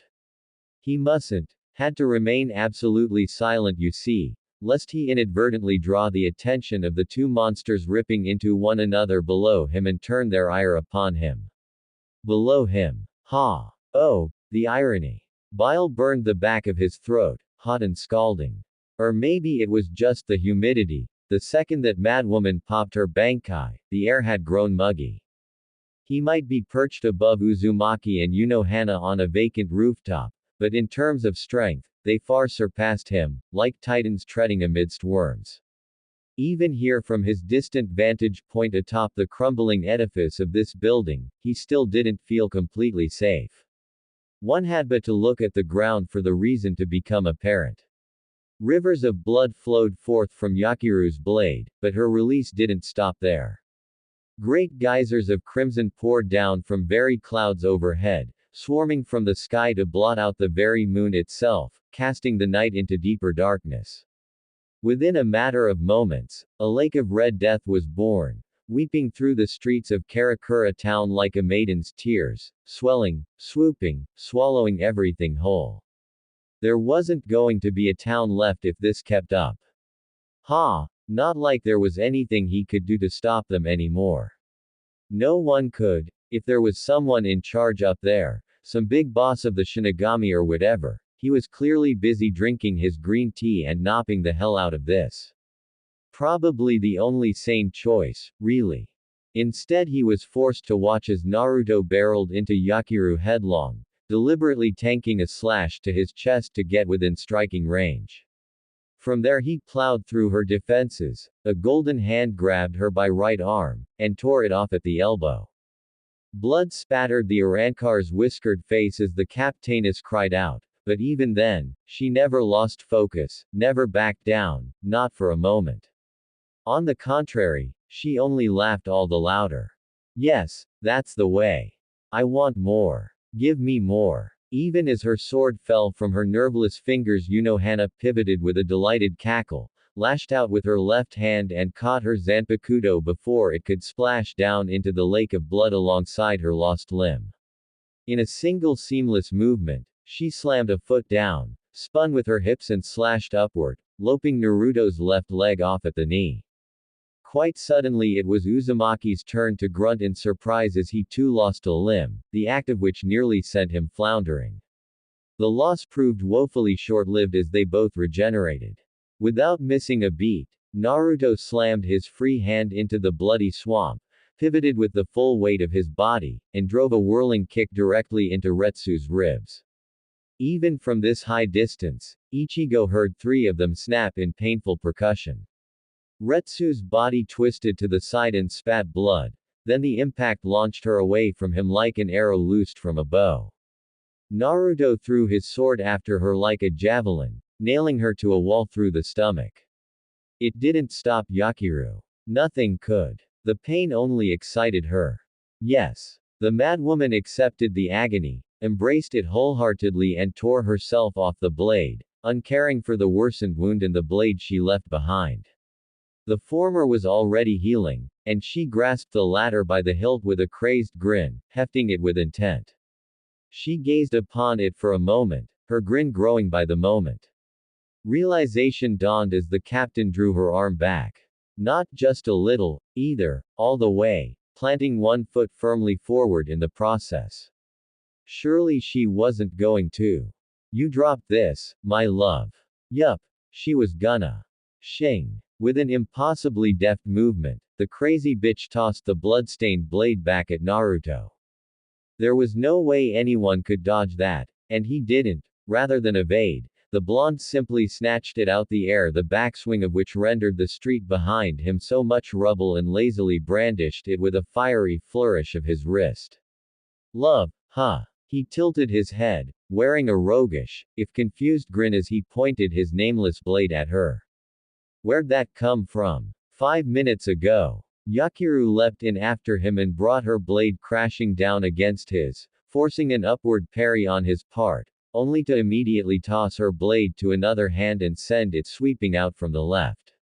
Ichigo bit down on a hiss of surprise, because at last, Naruto made a noise of annoyance and blocked her attack outright, the act of which sent him skidding back several feet in Minazuki's lake of blood.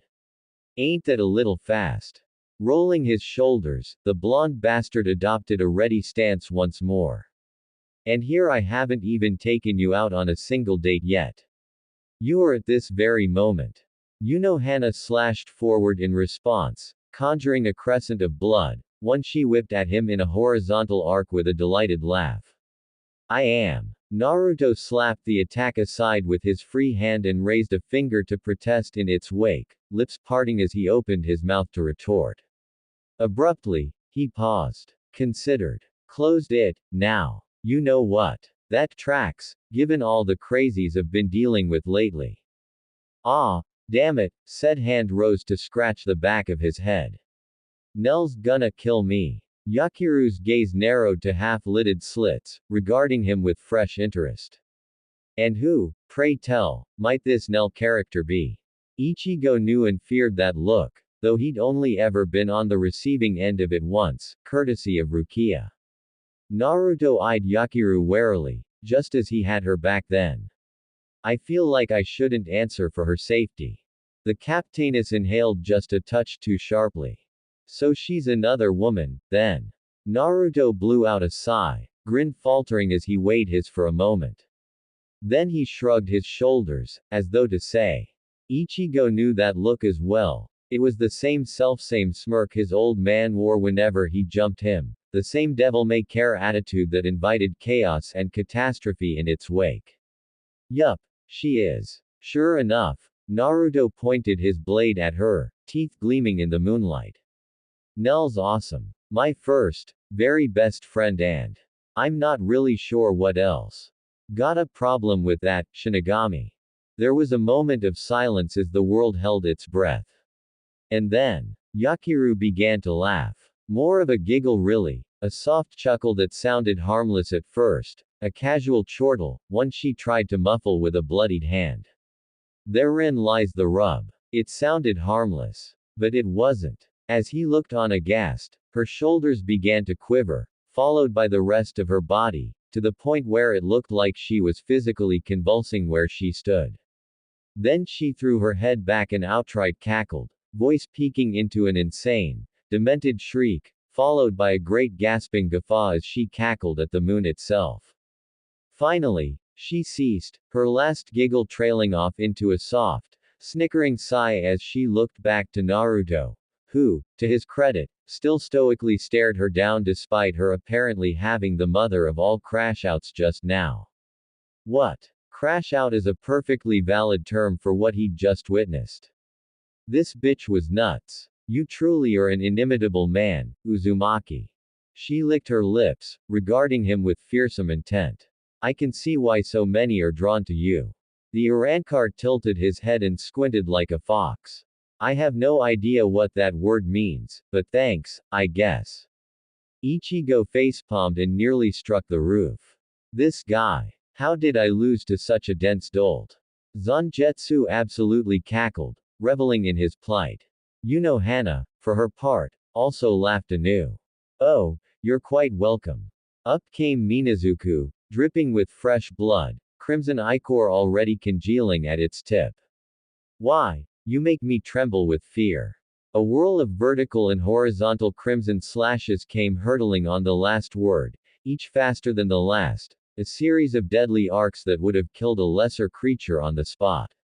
Naruto burst forward, taking the attacks head-on, with body and blade alike. The instant he reached her, he slashed to cut her down, sword kicking up a great gale in its wake. Any sane woman would have hopped backwards rather than risk being bifurcated on the spot. Yakiru Hana, he'd begun to realize, was far from sane. Insane, most likely. The madwoman giggled and dove headlong into the killing blow, uncaring as it tore a chunk out of her shoulder, let the blow drag her gown to a knee, and slashed upward, her bloody blade nicking Uzumaki's cheek before he vanished in a burst of startling speed. The second he did, she reversed her grip and stabbed back at the empty air behind her, just as he reappeared behind her flank. Naruto froze. Blood sprayed through the air. Ichigo leaned forward with a confused noise. Did she get him? No, he realized. Her blade had passed straight through his hollow hole, while it had pierced her left hip. Hana's body was held. The street wasn't so lucky. It split beneath the subsequent shockwave, taking away more of her bloody bankai. Yet despite gravity draining it away into the earth, there was always more. No matter how they devastated their surroundings, there always seemed to be more. And more there was, because Hana shoved herself backward on Uzumaki's blade, all but skewering herself on his sword to get at him. Fresh blood spattered into the foul lake at her feet as her back struck the hollow's chest. A trembling hand reached to cup his cheek, caressing his cheek. Her half-lidded gaze never left the Arankars, not for a moment, and that grin was the stuff of nightmares. Yet for all that, she looked utterly, hopelessly, deliriously happy. Yes, excellent, she cackled, practically purring at the last word. I haven't had this much fun in ages. In a whirl, she tore herself off his blade and launched herself at him. Ichigo found himself more focused on Unohana's wounds as they clashed, or rather, a startling lack thereof. Somehow she was moving as though she weren't injured. If it weren't for the bloodstains, he would have thought his eyes were playing tricks on him. Was that a property of her Bankai? Did it heal her somehow as she fought? The more blood she spilled, the more she could recover. Something like that, maybe. Close. Zangetsu hummed approvingly in his head, but not quite, amateur. Just watch. He did, and yet found himself aghast. How did you fight someone like this? If he'd lost an arm or a leg, it would have been over. Not with me, it won't be. He glanced down at his sword. Wait, can you help me heal? Kinda. His brow furrowed. I feel like you're not telling me something. Don't lose a limb or get your heart blasted out, then. Regeneration is a bitch on my reserves. Heads up, Whiskers is winning. As they looked on, Naruto and Yakiru clashed anew. And, quite suddenly, it came to an end. The blood-crazed captain stabbed down with gusto, slashing out the blonde's right eye. She immediately lost her left ear in recompense for her temerity as his nameless blade came crashing into her neck. Although she managed a backhanded block, the sheer momentum from his attack absolutely slammed her own blade back into her throat, where it bit deep into her jugular vein and much of the windpipe besides. Her eyes widened as she choked in surprise. Rich arterial blood splashed forth, spattering Uzumaki's face. Hesitation is defeat. That much became abundantly clear as he looked on. Yachiru stumbled a step in shock, clutched at her neck and dropped to a knee, choking, gasping for breath, either unwilling or simply incapable of healing herself in time. Her sword tumbled out of her grasp and sheathed itself in the bloody lake, only for her to retrieve it a moment later. She tried to speak, but her ravaged throat failed her. All she managed was a ragged gasp as she unfalteringly pointed her blade at him. And fell. Ichigo released a relieved breath that also felt strangely resigned somehow. That was it, then. She was dead. Dead, or dying. No one could survive that. Sure enough, Uzumaki intercepted Yakiru's trembling arm, then stooped low to catch the crippled captain herself as she pitched forward. He'd long since regenerated his lost leg and eye, then set his hand to the ruined tear of her throat and bowed his head for good measure. His hands almost seemed to dim for a moment, or was it merely the golden fire that entirely encased his body? Whatever the cause, he held that pose and didn't budge whatsoever. Still, what was he doing? Paying respect to the dead. Why? Of course he's showing her proper respect. Zangetsu scoffed. Would you be satisfied with a victory like that? Well, no. Ichigo admitted, feeling a pained grimace tug at his battered visage. He only got her because she accidentally struck herself with her own blade. Grimace deepened as he watched Uzumaki hold Unohana close. An outcome like that would just rub me the wrong way. There's your answer. Wait. Why hadn't her Bankai disappeared? She was dead. No one could survive a wound like that. It was impossible. Without warning, Yakiru lurched upright with renewed life, her once ruined throat now fully healed, a disbelieving laugh leaping from her lips. Her blade came roaring up with her, trying to behead Naruto on the spot, only for the blonde bastard to block her blade barehanded in his fist. The act of catching it mangled his palm, but he still held fast, uncaring of his bloody fingers, and grinned at her. She grinned right back, glaring at him as she struggled to end his life. Ichigo guffawed despite himself. What's that crazy bastard doing? Finishing the fight. But he had her. She was practically dead. Why would he heal? You already answered that question, amateur. He's not satisfied yet. And neither is she. Sure enough, Retsu ripped her blade from the blonde's hand and hammered with a storm of blood slashes, eviscerating him badly. Despite his grievous wounds, Naruto righted himself, blade in hand, and met her head-on, retaliating with a shoulder barge that caught her off guard and sent her sprawling. He didn't miss the unmistakable flicker of green light across the Shinigami's fingers as her hand ghosted across his face, mending his bloody nose. Once he could excuse his eyes playing tricks on him, twice he could ignore, but thrice now. Every time one of them inflicted a seemingly mortal wound on the other, they rushed to heal one another. Were they healing each other as they fought? A small part of him almost didn't want to watch the carnage, but he knew he had to, that he must. He was trembling now, but not from fear. It had left him long ago. This was something else. This was different. This was new. This was excitement. Zangetsu's fractured hilt creaked in his grasp as he squeezed it, gripping the tang of his blade until blood welled up between his fingers. He wanted that. He longed to be down there in that flood of blood, fighting them on equal footing. He yearned for the day when he was strong enough to do so. He knew that day couldn't come soon enough. Was it possible to feel excited and appalled at the same time? Because he did. Do you understand now, amateur? The sword spirit grinned back at him with the battered blade, golden eyes gleaming as he grinned. This is what it means to have a proper instinct for battle. What are you afraid of? Of being weak, of never reaching those heights, of not being able to protect those around me. But with these powers, if he trained, if he fought. Have a little trust, amateur. I'd never lead you astray. Ichigo glowered at his so-called partner. So long as you don't go making me bloodthirsty. Hey, hey, hey. Bloodthirst has nothing to do with it. Ain't anything wrong with appreciating a good fight. Game respects game. Ichigo grunted sullenly and tore his gaze away, still sulking over his own weakness. Thanks, by the way. Ha. For saving my life back there. He grumbled under his own breath. I would have died without you. So thanks. A moment of calm followed, broken only by the battle below.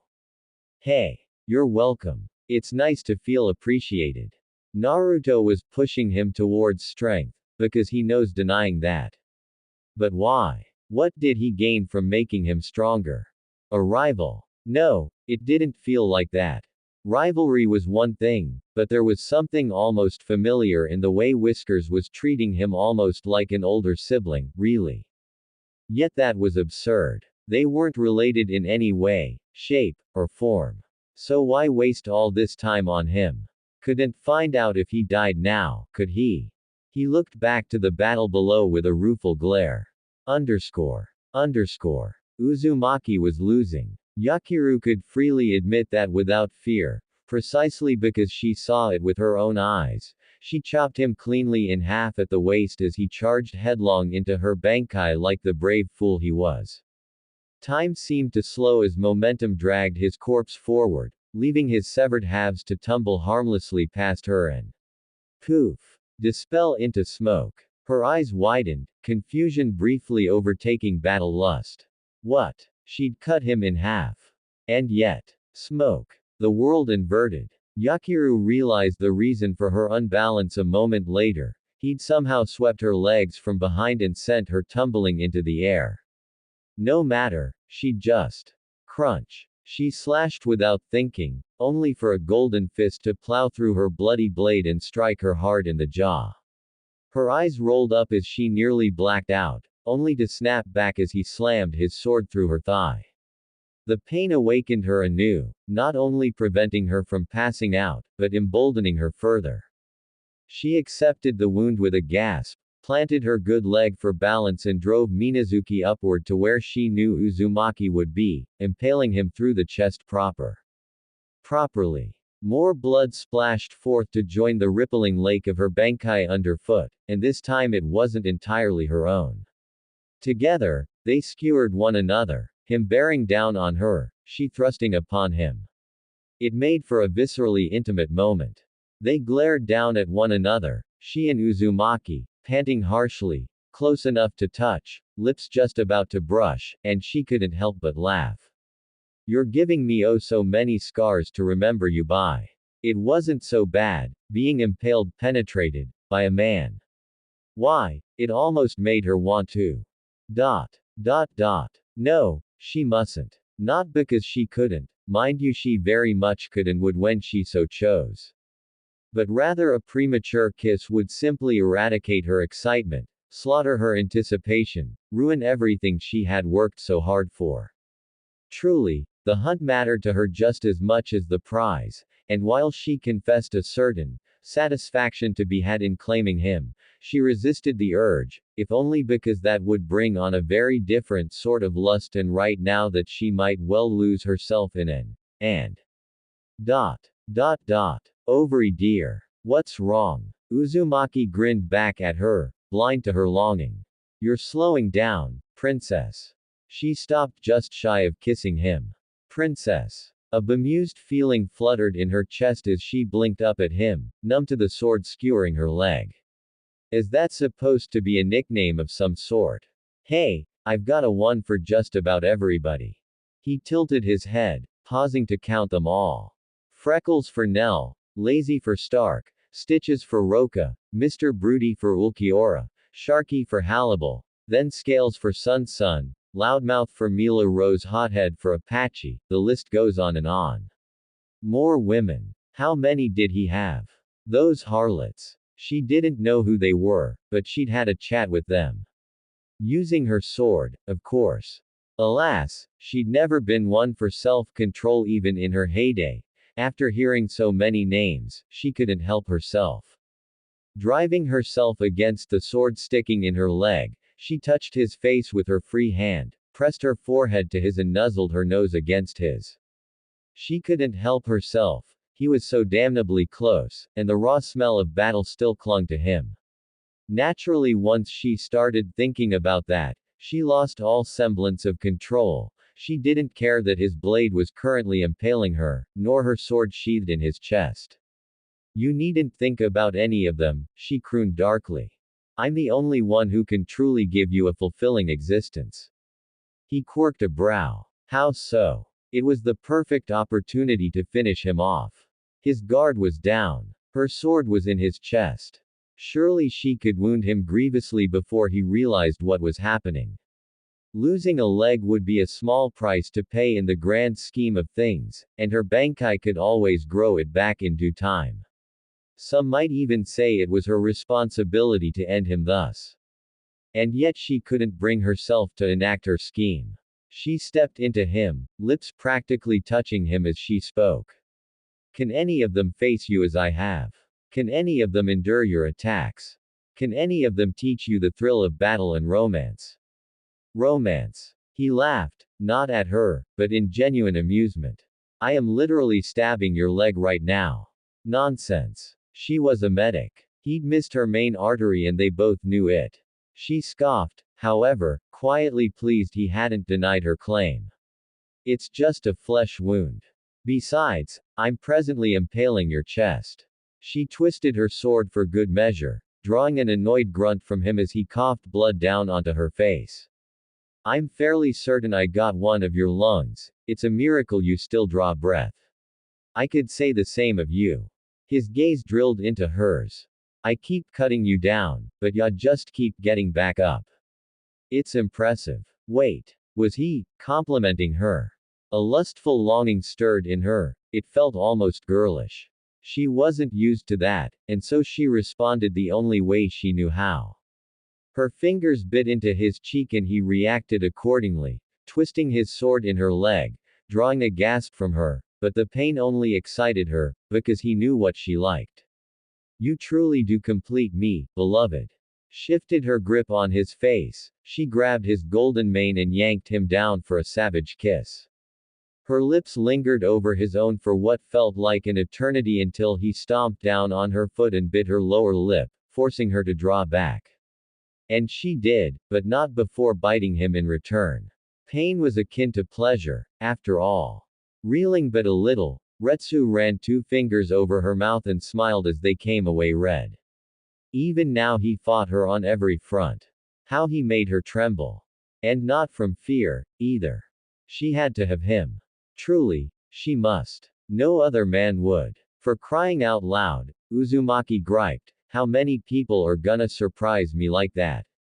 Such a troublesome princess. Princess. Yakiru found herself growing rather fond of that nickname. It certainly sounded better than madwoman, or hag, or heaven forbid, stabby. She would have gutted him for that. Shall we continue, then? He glowered at her. To the winner goes the spoils. Unohana found herself practically purring. I wouldn't have it any other way. Uzumaki no, Naruto, ripped his blade from her leg, massacring her limb as he went, tearing a scream from her. She retaliated in kind, tearing Minazuki into his chest until she reached his hollow hole. He grabbed the blade before she could complete the cut before she could cut him in half, and forced her sword back whence it came, preventing her from piercing his heart. Was that his weakness? His heart? No, she suspected there was more to it than that. He hadn't cared when she broke his neck. She would have to find it, and soon. She was running out of stamina. If Uzumaki didn't realize it yet, he would soon. It was only a matter of time now before she faltered. But until then, she thrust at his face with Minazuki in a series of 6 successive stabs, only for him to sway aside from them all. His sword came up as she swept in with a 7th and parried it in a shower of sparks, while his free hand immediately came up to ward off the torrent of scalding blood in its wake. Unohana crashed through it to tackle him, stabbing him in the face. You're mine. He tumbled aside with a grin, locked his legs around her waist and tossed her into a building. Even as she righted herself he was on her again, stabbing for the scar on her chest. It took a great deal of effort to deflect him, and even then the act left both her arms numb. It left her feeling warm in all the worst ways. She had grown bored of fighting once, and so searched for an opponent worthy of her sword. In searching she had found someone, only to break him, ruin him, accidentally force him to shackle himself nearly beyond any hope of repair. And so she made it her life's penance to nurture that boy, make him kill her, and take her place at the true Kenpachi he was always meant to be. But this. Her right wrist fractured as Naruto's blade drilled into hers, etching a crack against the now scarlet steel of her sword. He grinned down at her, a wild light in his eyes. Not of battle lust, but pure, unfiltered joy. Like her, he was having the time of his life, her. Like her, he must have faced loneliness. Surely his life in the living world had been one filled with triumph as he effortlessly conquered every adversity and adversary before him. An unstoppable juggernaut with the world at his beck and call. She couldn't have been more wrong. Don't give out on me yet, Yakiru. He laughed in her face. You're not allowed to die here. Power wasn't drawing the two of them together, it was something else. Longing for a kindred spirit. Loneliness. His blade slashed down, splitting her chest. She staggered back with a gasp, spitting red. Naruto paused, just shy of lunging in to finish her off completely. Yakiru tutted and slashed his right ear off in return. You thought you had me, didn't you? She touched a glowing hand to her battered bosom, mending the deep wound there with a touch of healing Kido and her Bankai besides. Not even close. Very close. A few more inches and he might have found her heart. Unlike him, she couldn't survive such a wound. All it took was one fatal thrust on his part and she would be dead. But to die fighting the one she loved, surely there could be greater pleasure in this world. Thank goodness. Now it was her turn to pause. I beg your pardon. Don't make me repeat myself. I said it before, didn't I? Standing tall amidst her lake of blood, the love of her life grinned shamelessly back at her as his wounds regenerated anew. You're not allowed to die. After all, I still have so much more to learn from you. Her very being lurched. Learn from me. Well, yeah. Naruto tapped his blade to his shoulder in appreciation of her skills, surprising her further. You're the best teacher I've had so far. The others don't even compare. You're a hands-on teacher. Everybody else just told me to do this, or do that, but not you. You're showing me how to wield a sword properly, with just one hand. Her heart did not skip a beat. She was no blushing maiden, but it did thud hard in her chest, beating just a touch faster. Someone she could teach. Someone stronger than her. Someone who wouldn't die. If she hadn't fallen for him before, she surely had now. No, rather, she'd found another reason to love him. That settled it. She was never letting him go. They closed with one another anew in a whirlwind of blades and blood, one that rendered everything around them so much rubble. Before long, their attacks reached a crescendo, his sword striking hers again and again and again, yet it was she who found herself forced back, not merely by his strength, but his speed. Whatever this glowing form of his was, it had clearly amplified his agility well beyond what she was prepared for. Nevertheless, Naruto abruptly reversed his grip and swept at her blind spot, surprising her. When she struck his wrist, he actually let go of his sword for a moment, allowing her bloody blade to sweep through the space his hand had just been, only to instantly reclaim it and send it screaming across her face. Yakiru took the loss of her left eye without missing a beat. She squinted through the right and powered through, braving her blade with both hands to slash at his shoulder, forcing another parry on his part. In a way, she was teaching him Zanjutsu at this very moment, that is to say, the way of the Zanpakuto. And unlike young Zaraki, his power never once fluctuated, it only climbed higher. He really is learning as he fights. The realization brought her great pleasure, even more so when his sword raked her cheek and nearly took an ear. He was an amateur with the sword when this battle began, but just look at him now. He's almost as skilled as me. No, I'd say he's already. His next slash split her pool of blood, stabbing down into her foot to pierce it and the floor below, pinning her in place. Her eyes widened. Blast. That's one of Byakuya's moves. How did he? Naruto thrust an open palm in her face, fingers splayed as he grinned from ear to ear. Hado number 33. Sokatsui. A torrent of blue fire blazed from his hand and consumed her in the azure inferno that followed. Her haori smoldered away from her shoulders as she crashed backward, leaving her clad in robes of black alone, and even then the sleeves of those began to fall apart, leaving her pale arms bare. Scowling, she set a hand to her ruined eye and willed it to recover through her bankai, though the effort admittedly drained her further. Her mind whirled as she climbed to her feet. That was undoubtedly a weaker spell than those he used before. Why? Was he trying to distract me? Huh? A voice on her flank tutted. That's a good look for you. It's hard to tell what you look like beneath all those bulky robes. How bold. Just what was he implying? Moreover, he could have stabbed her when her back was turned, but he hadn't, instead giving her ample time to rise and recover. She pivoted with a grin, unable to contain her mirth. Flattery will get you nowhere. He blinked, looking confused, and for a moment she thought perhaps he hadn't meant to compliment her at all.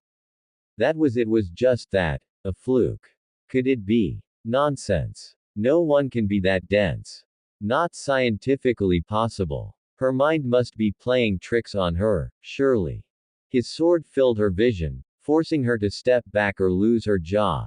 Even then she saw herself reflected back in the shining steel for a moment before the blade bounced off her own and slashed across her shoulder. She accepted the wound and replicated his trick from earlier, slashing at his stomach, only to divert at the last moment and deliver a wicked slash across the length of his brow. He booted her in the belly for it, cracking 3 more ribs as he hurtled her away, but it wasn't enough. No, not nearly enough. The moment she splashed down into her lake of blood, she began to recover. Ah, my beloved, she swooned almost drunkenly as her wounds closed. You truly are the only one for me. She'd suffered multiple close calls already. That one with her throat had been particularly dangerous, yet she couldn't help but throw herself into the fray. She'd never enjoyed a fight like this before. And she never would again.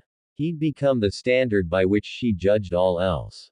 Even Yamamoto, whom she'd first learned to fear so long ago, couldn't hold a candle to this feeling.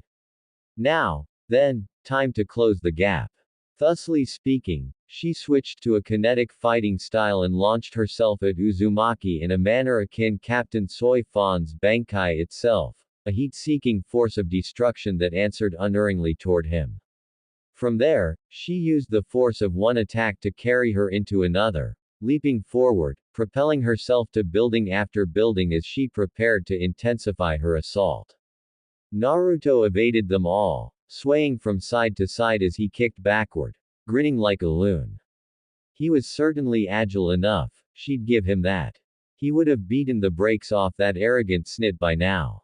The thought amused her. To kill, or not to kill? Truly, that was the question. It was a bit of a duality, a conflicting contrast on her part. She didn't want to kill him, but she did.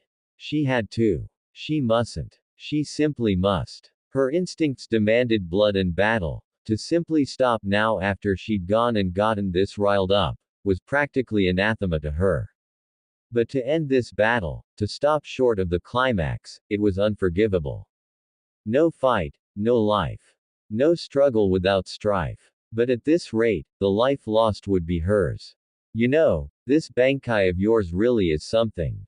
Naruto lifted a hand suddenly, inspecting his bloody fingers curiously. This is the first one I've ever seen up close. Are all of them like this? Hardly. She decided to humor him, if only to catch her breath and muster her faltering reserves. It varies from sword to sword. I know one soul reaper capable of conjuring an armored giant, another who creates a deadly, four-act theatrical play on the battlefield, and a third who obliterates his enemies through sheer burning heat. Fire. The mention of an inferno seemed to please him, oddly enough. I've faced fire users before. Wonder how that last one measures up, might be fun to fight. The sheer incredulity of his remark tore another giggle from her. You would not think so if you were to face him. And why's that? Her lips quivered in a cruel smile. Because that man is our head captain, the strongest Shinigami of all. The monsters in Squad Zero didn't count insofar as she was concerned. It had been an age since Ikibe and the others last descended. Besides, they fought to defend the Soul King, not the Soul Society. In truth, she no longer considered them Shinigami at all, but beings of a different ken. In the end, it mattered not. Short of a catastrophe, they wouldn't see those wretched meddlers ever again. Naruto chortled softly and stalked forward at a leisurely pace, wading into her bloody lake without fear. Now you just got me all hot and bothered. Maybe I should kick it up a notch or two. Since my sword doesn't feel like waking up just yet, I'll just have to use a. He flickered out of existence mid-speak. Her eyes widened. Where did he? Rasengan. The spiraling sapphire sphere smashed into her stomach and catapulted her backwards, ravaging her internals, and tore open her insides. If it weren't for her Bankai, she would have died outright. Even then felt her results plummet as her wounds closed, more so when she righted herself. Too close. Never mind her pride, her body couldn't afford to take another lethal hit like that. Is this my limit, then? Have I gotten that rusty? I'm capable of so much more. Dragging herself to her feet, she took a deep breath and brandished her blade anew. Playtime is over. If you say so. Naruto saluted her with his sword. Come at me. Never one to deny a challenge, she brandished her Bankai and immediately leapt into the air. Hovering aloft for a moment, she swept her sword backwards, assuming a stance she seldom used, body framed against the waning light of the moon. She held that position for a moment, gathering her strength, and then she lashed out. Naruto grinned up at her and shouted what might have been encouragement. She wasn't sure, couldn't hear him over the ringing in her ears. She dove down at him in a swirl of bloody slashes, only for him to block them all with his blade. Not a single one slipped through to strike his glowing form. Time blurred. She wasn't sure how much time passed with her on the offense and him, defense, and she didn't care. She kept attacking. Quite suddenly the tables turned. Somewhere amidst the barrage of blows, Naruto found an opening and thrust his nameless blade forward, stabbing for her forehead in an impossibly fast lunge. She jerked her body to the right, only for the blade to follow through and rake a bloody furrow across her cheek. A hot flash of pain followed, giving her the strength to leap at him as she landed in return, lock both legs around his head and toss him into a lamppost. He stopped just short of it, righted himself with the same eerie grace she'd seen a moment before, and curled a brow her way. What was that, some kinda waterfowl dance? Her brow furrowed. I do not understand what you mean. He shrugged a shoulder, bemused by her ignorance. Just reminds me of a technique Nell showed me, that's all. Let's see if you're faster. She wasn't. Either he was speeding up, or she was slowing down. Likely both. Again they clashed, and again he nearly cut her down, this time tearing a trench across her sleeveless right arm. He frowned, paused, and chuckled as he watched the wound close. I get it. You're virtually immortal with your Bankai active, aren't you? Not at all. The power of her Bankai was immense, that much was true, but its regeneration was tied directly to her spiritual pressure, that is to say, her Reitsu. And when that ran out, Uzumaki seemed to realize it as well, because his grin grew another inch. I wonder which will falter first. Your regeneration or mine? Let's find out. She slashed at him, only for him to alight upon the tip of Minazuki, perfectly balanced, grinning like a loon. Hana had a moment to hiss in surprise before his heel struck her face like a falling star. Time slowed as her cheek cratered, then momentum caught up to her in a visceral rush. Velocity was most unkind. She crashed into the bloody lake below, ruining her robes further. In that instant, down on her hands and knees, she caught a glimpse of herself in the crimson pool's surface. A familiar stranger stared back at her, odd as that might sound. Her captain's coat was long since lost, but her shihakusho wasn't faring much better. The black sleeves of her robes had already been torn away, her long dark hair already freed from its traditional braid before setting foot in the living world now lay in even further disarray, leaving stray strands sticking to either side of her face, matted down by blood. When she attempted to stand, she belatedly realized she'd inadvertently lost a good chunk of her lower robes as well in the scuffle, exposing the pale creamy skin of her long legs, up to her thighs, already etched with pale scars from the countless wounds she'd taken and healed. All told, she looked much as she did in the old days, before Yamamoto, before the founding of the Gotei 13, before anything else mattered. A simpler time. A much happier time. An era when she trusted in her strength and nothing else. Oh, dear. If Azane were to see her like this, the poor girl might faint. She looked horrid, on the very verge of death, really. And yet despite that, she was grinning from ear to ear like the girl she'd never been, never was, never had a chance to be. If this was to be her end, then, she would make it a glorious one. A faint noise from on high alerted her to movement. Uzumaki descended from on high, sword hanging loose in his hand. Have you shaken off the rust, yet? Broken laughter tumbled past her lips as she righted herself. You truly do bring out the worst in me. She stabbed up at him with the last word, forcing a hasty dodge. Her blade caught on his hem of coat so close, and she yanked as he flickered to the side, tearing it away, leaving his colorful coat behind, baring his chest to her and the elements alike. Goodness, but you could grind meat on those abs, gah. She snapped back to reality as a heel palm caught her chin and sent her rocking back on her left leg. She retaliated without thinking, slashing his face open, only for it to instantly close. His foot clipped her ribs, but lightly this time, allowing her to stumble backward. It was a struggle to meet his eyes and nothing else. You aren't concerned about your clothing. Nah, he waffled a hand at her, wholly at his ease. I'll just make another one. Come to think of it, his attire was far too colorful for that of an Urankar. Their kind favored black and white, a stark contrast to the black robes most Soul Reapers wore. But what was this about making another? Dot. Dot dot. Wait. Wait. Wait. Wait. Wait. Wait. What was he doing? There he was, pulling energy from the air, drawing pure reishi to reform his colorful coat as she looked on in sheer disbelief. Urankar couldn't do that. Shinigami certainly couldn't. Only a key. His sword filled her vision, and nearly took an eye, forcing a hasty parry on her part. She grit her teeth as their blades clashed and glared up at him, momentarily at a loss. What are you? Not really sure, to be honest. He chuckled at her without a care in the world. I'm still learning as I go. As for you. Pivoting, she lashed the air, conjuring a bloody crescent at him, forcing a quick retreat on his part.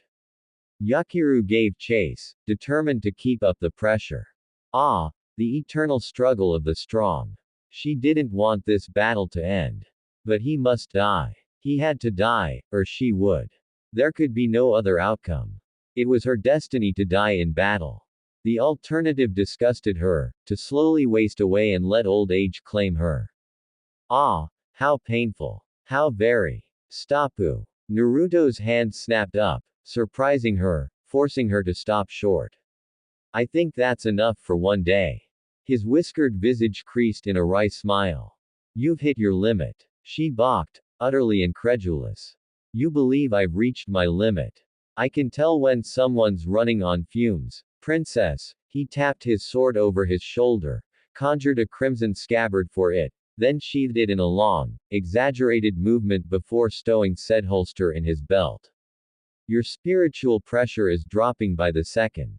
You've been slowing down, even with your Bankai active. His blue eyes met hers, lively, yes, but now pleading. If this keeps up, it's gonna break, and once it does, you're one lethal hit away from death.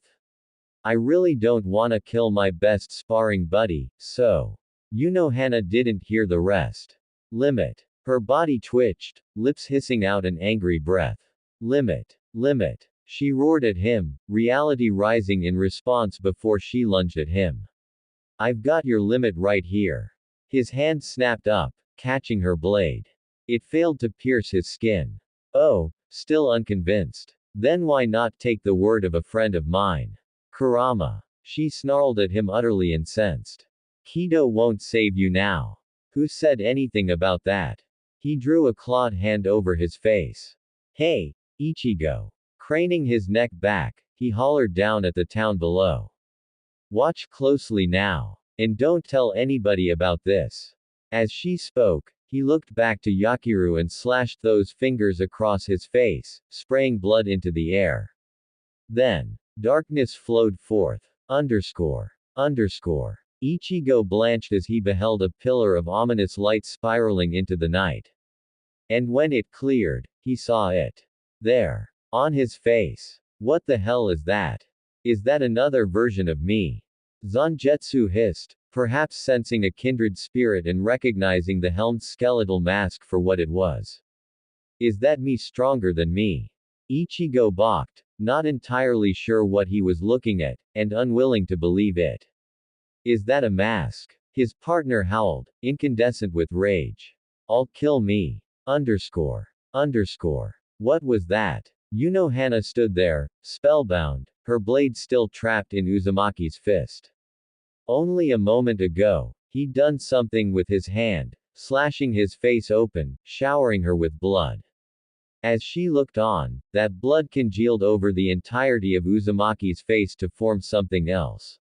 It grew there with those bone fragments on his face, rapidly gaining mass and form until it took on the likeness of a large fox skull, jaws and all, a sinister scarlet lined with touches of black on white.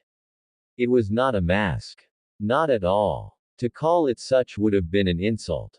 Really, it was more akin to a helmet, one that completely encased his visage from head to chin, encompassing his hair and jawline alike. Crimson eyes smoldered at her from within, shining through the helm's darkened depths. Its jaws parted as he exhaled, expelling a thin plume of steam into the frigid night. Everyone has their limit, Yakiru. Even me. Didn't mean to upset ya, but that's the truth. She recoiled, uncertain of what she was looking at, nor the sudden insidious spiritual pressure bearing down on her. What did you do? Sorry. For a moment, she could have sworn she glimpsed a smile within that demonic helm. I don't have time to explain.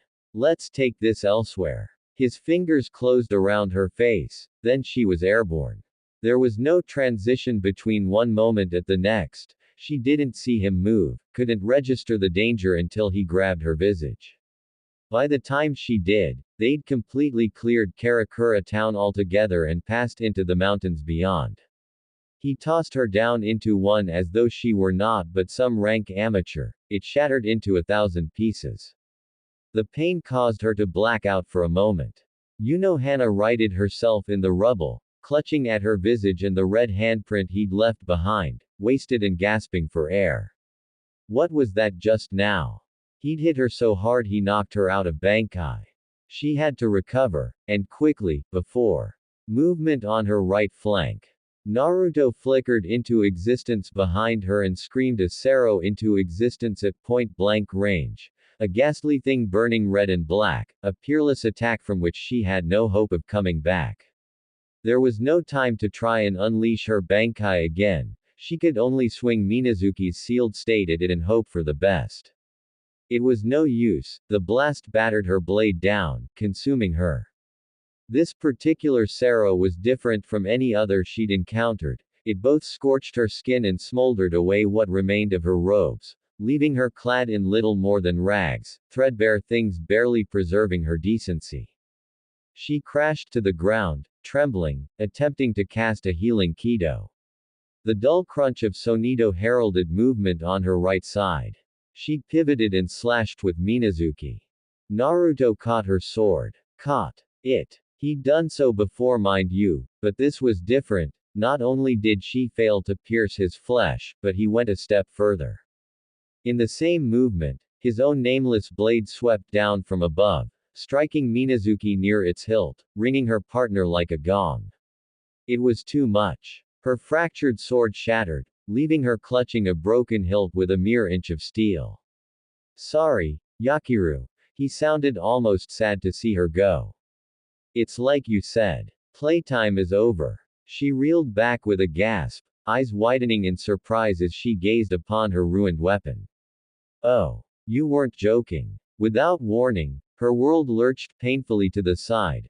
Only then did she finally realize he hadn't simply shattered her sword with that last strike, but cut into her chest as well, a singular slash carving through the jagged mark Zaraki had given her so long ago, overlaying it with a new wound twice as deep.